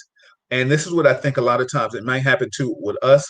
Like, people are so enraged and angered that we're going to attack anybody that walks by, like a wild dog. You know what I'm saying? Like, we're just angry. Just give me a take on what you're feeling and thoughts, please. I think we saw a lot of that in the very top of COVID, in a lot of the neighborhoods in New York. And when I say neighborhoods, I mean hoods. There were people who, for some reason, way before the 4th of July came and way after it left, were, discharging fireworks and explosives. I say not just fireworks. I know a firework when I see one, and I know an explosive. And they were discharging explosives, but I think that was kind of something that was born out of the frustration of us not being able to, have our social lives, and still seeing a lot of misinformation being given to us, and our neighborhoods being hardest hit with COVID and what have you. And so people find ways to, not saying it's right, but they find ways to let off that steam. And just like you said, things are going to get to a point where people they begin to instead of internalizing it, they will tend to externalize it in ways that are not they're just not positive, and they're not beneficial to anybody really, but that the damage gets done. But I think that's where it comes from. I think we're frustrated and we're angered and on the inside. So that's what's going to happen. We lash out on the outside. Clark said, she says, I miss, no, not that part. She says, I agree, all lives matter. However, Black lives are making it a real issue right on my wall and my Real Talk Chronicles page. Man gets pulled over, and he gets pulled over in a 70-mile-per-hour zone. And then the officer saw that, everybody, please, you want to see how you should respond to a law enforcement officer when you get pulled over without being disrespectful. This man handled himself very well, because the bottom line is an officer can ask you a question, but you don't have to answer. And because once you answer, then those are your words used against you. And what I mean by that is just if he asked him where he was coming from. I'm paraphrasing the whole stop. Basically, he pulled him over for driving 65 in a 70 because he felt, I guess, in his mind, he felt he was going too slow. So he eventually issued him a warrant, a warning. Let me be correct. He issued him a warning. With that being, it's on my page for all my people that's watching. But he asked him, he said, well, what's the company on your shirt? He said, well, that's my company I work for. He said, okay, where are you working at? Where you come? So he didn't answer him. Then he said, well, where do you live? He asked him for his ID. He gave him his ID. He said, do you still live there? He said, yes. Then I guess he tried to see if he was familiar with the street or place over there. He answered that. So then he said, is that where your company's at? So the man didn't answer him. So then he asked him another question, and he said, well, then the gentleman was nicely enough. He's nice. He said it in such a nice way. He said, sir, officer, I'm just trying to find out, what does this have to do? What is this pertaining to the stop? So the officer would say, I was just trying to make conversation, but if you don't want to talk, he was like, well, I just don't understand. You're asking me about this, but what does it have to do? So he steps away. No, he also asked him about the car. He said, whose car is this? He says, a rental car. He said, you have insurance. He says, no. He has on an app on his phone that shows that he rented the car. He asked him when he was taking it back. He said, well, it was due back to, he said, I'll take it back when I'm ready. So he was like, why? And all that. So I please everybody, it's on my page. Please look at the clip. I love the way he broke him down. So the officer eventually came back, the sheriff came back and issued him a warning. And the warning was basically stating that you were driving too slow. You were driving 65 in a 70. And he says, when you get home, you can rip it up. It's not a fine. It's not anything. It's just a warning. So when he got out, he asked the sheriff, he said, well, what is this? He said, what's this warning? What did I do? So the officer said, well, I'm not trying to argue with you. He said, officer, I'm not arguing with you. I just want to make sure I don't commit the same violation again. The sheriff was like, well, you basically, don't you think it's suspicious that you were driving slower than the speed limit? So this is what I'm trying to say, how we still have the bullseye on our back. But I referenced that video to tell everybody, this is how you articulate yourself and you handle somebody without being disrespected. You can, because people look for the rah-rah, and just like that sheriff said, he said, I don't want to argue with you. He wasn't arguing, he was asking a question. And it seemed like you just wanted to make conversation 5 minutes ago. Now when I'm trying to get information that's going to help me going down the line, I want information that pertains to what this is about, not where my car came from, what's that on my t-shirt, where's my business at, what I'm doing, all of that. You're just trying to make conversation. Now when I'm trying to gather some knowledge and some information that I can apply to what this is, this now I don't want to argue with you. Come on. It is terrible. Everybody, please keep your eyes on the prize. Stay awake. Yeah, yeah. Uh, Deb said yes. It is so depressing, but we need to pray for peace in this land. We do, Deborah. We really do. But I in turn, I don't want us to keep praying and getting killed. I'm not asking anybody for violence. Please, Lord, I don't want violence. I really don't. I don't want a civil war. It seems like it's going to eventually get that way. Um, but I really don't know what to say because I'm torn between a certain part of B and then the peaceful B that wants to bring peace and harmony. And I just really I don't want to be picked on. I don't want my people to be picked on. But I need us also too to be accountable for ourselves. Like people of color. The news keeps highlighting us shooting each other. Well, we are. You know what I'm saying? We need to stop that. We need to check ourselves. I don't know who's doing it. The youth. It's 50-year-old people not shooting themselves. We're not shooting. We're not shooting at you. We 50 and 40s and 30s maybe are calling for some peace and harmony. We need to find out how we can get these other people on map with this harmony. Stephanie said, Mark said, do you all agree with Maxine Waters' comments? I didn't hear that. I heard she said something. What did she say, Mark? If you just give me a brief synopsis of what it is. Stephanie says, I hate when people say all lives matter. Of course they do. However, yeah, exactly, Steph. I got that. Pinky, I agree with you, Bill. It's intentional. Well, we read that. Um, Dolly. Oh, Dolly's in the building. Pinky, why not say stop robbing and stealing, period? Almost sounds like they're saying it's okay to rob and steal as long as the victim is not black. Shaking my head. Pinky said, Twisted Sick Candace Owens said that the prosecutors knew a long time ago that George Floyd died from a drug overdose. They need to put him in the cage with Shavlin.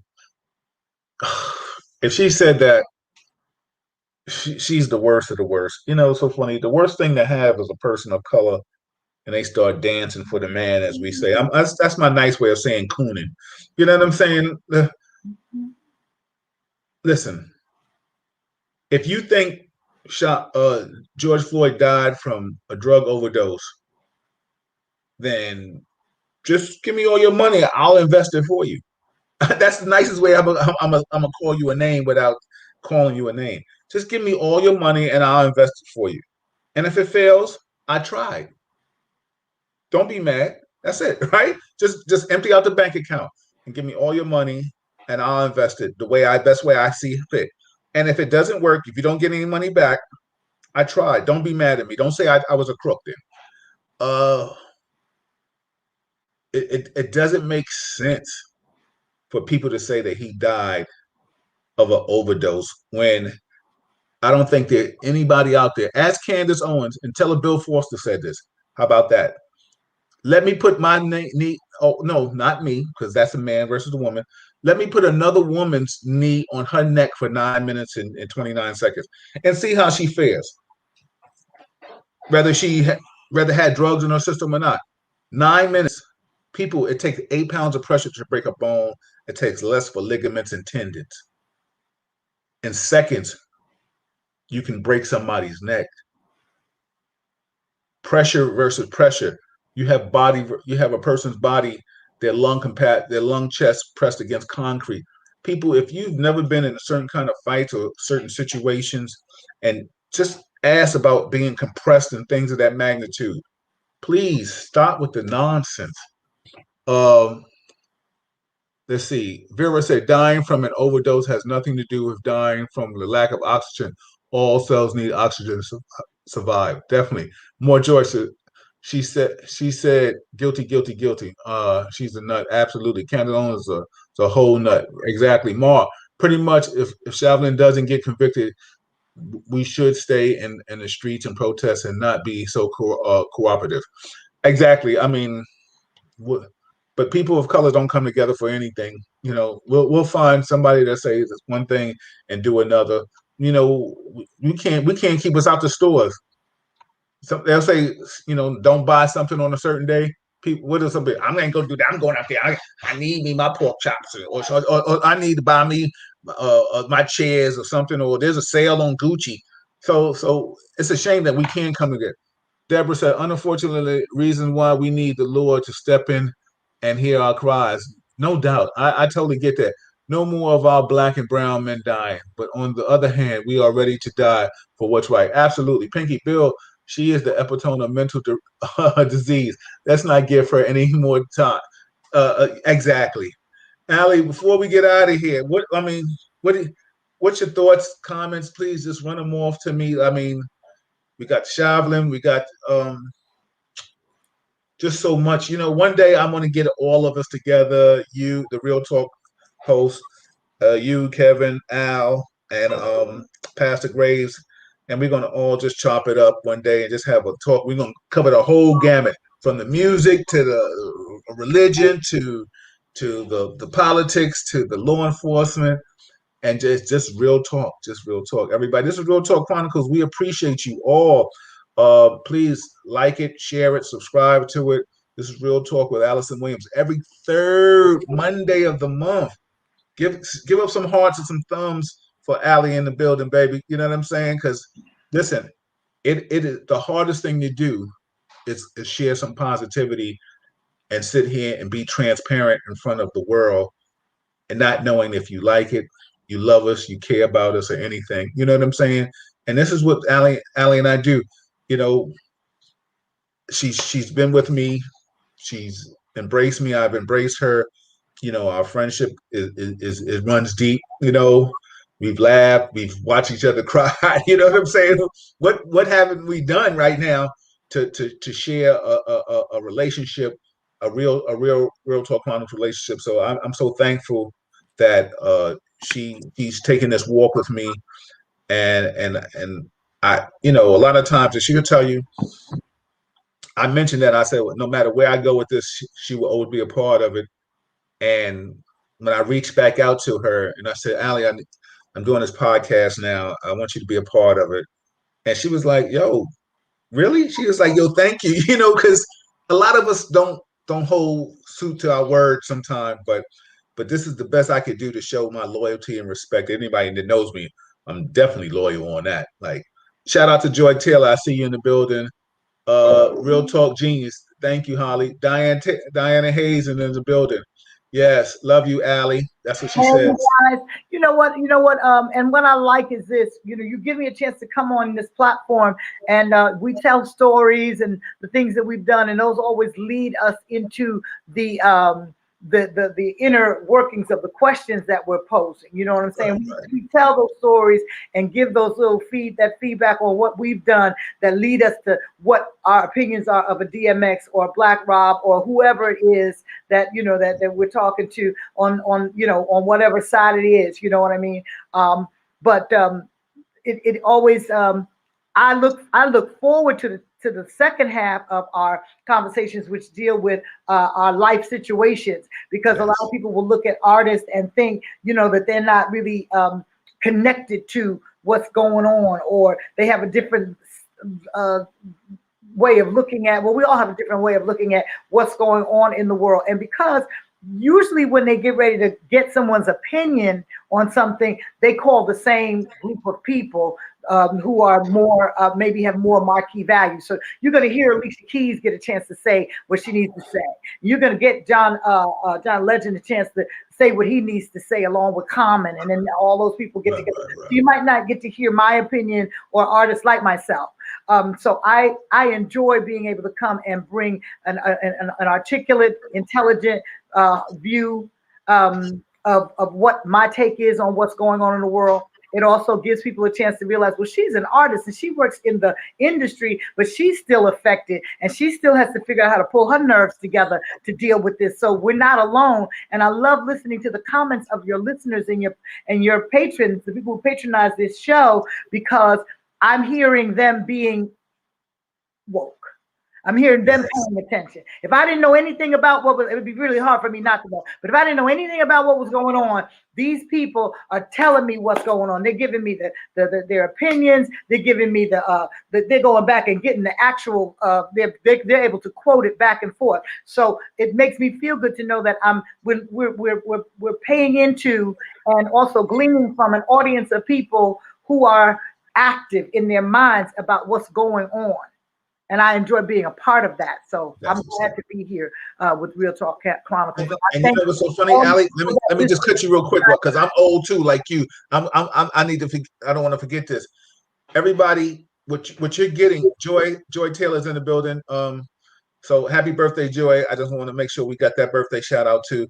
But also, like Ali's saying, is eventually now these are probably people that Alyson may that know and probably know, but you know what? They'll come to us and we'll interview them eventually right now. But right now, you getting the authenticity of us.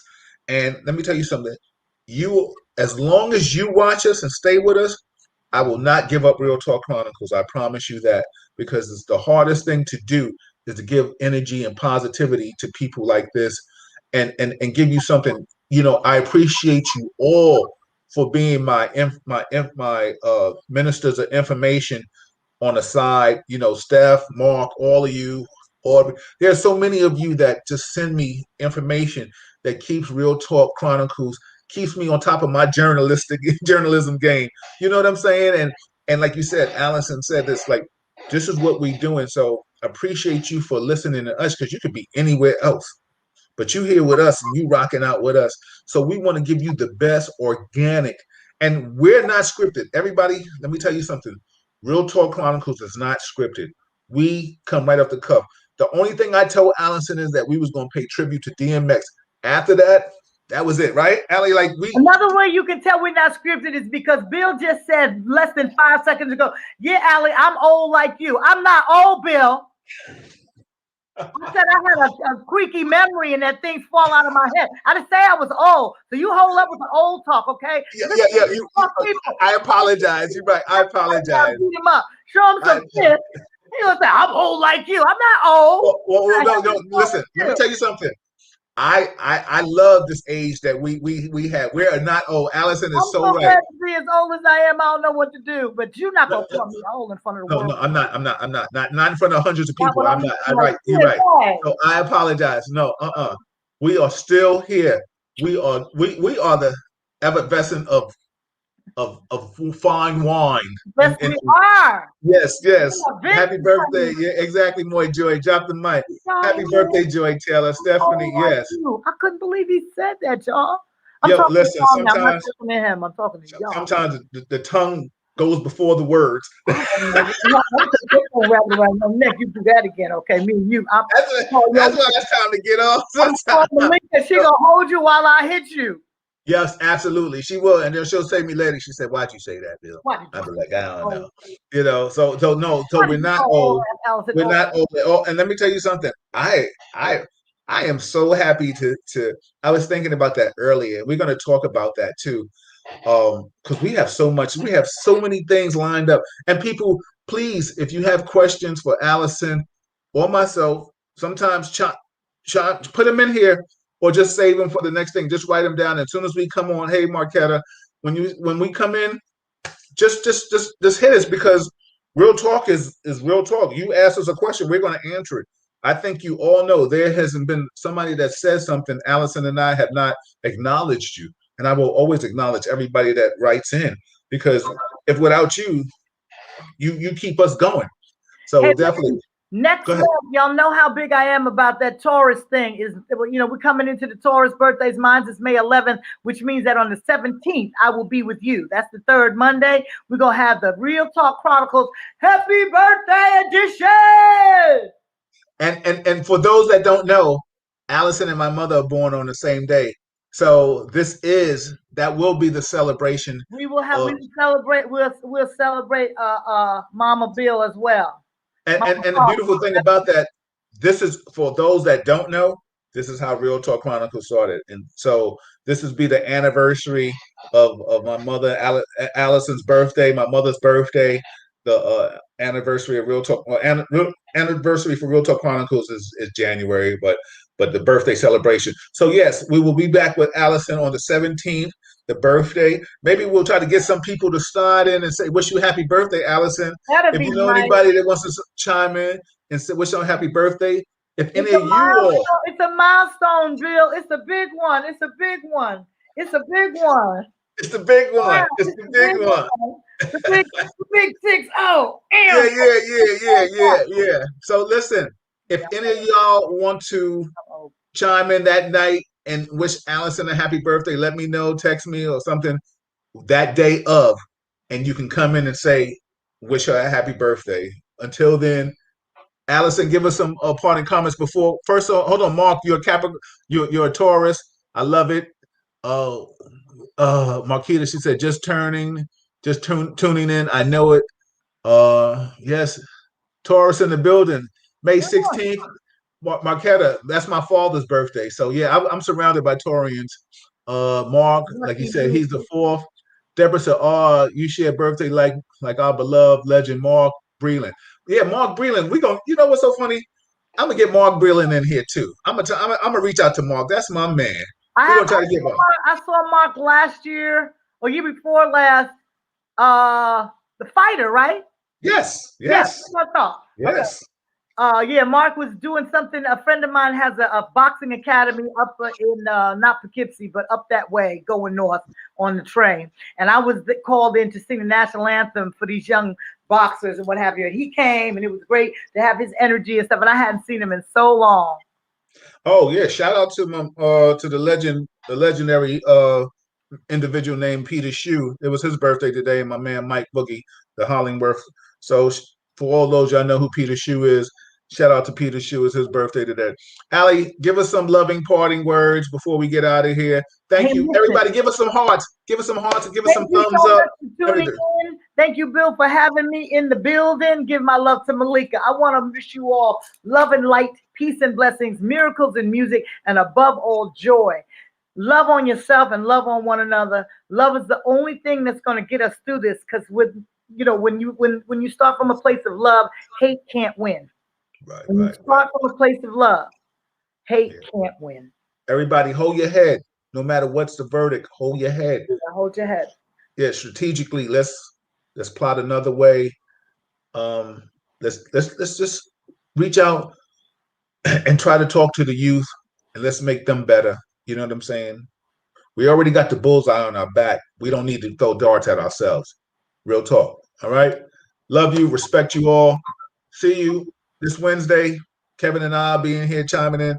I'm going to reach out to Alyson's friend, and he's a law enforcement officer, and I'm going to text him as soon as I get off the phone. And I think he will be chiming in with us and have some conversations. I see some banter going on. I see Pinky and Dolly are going at each other, a little love, real talk conversation, more joys. I see you. Everybody, we out of here. That's hey, you Alyson guys, I see you guys on WHCR 90.3 FM on a Tuesday from 8 to 10. Love Notes with Alyson Williams in the Chill Zone.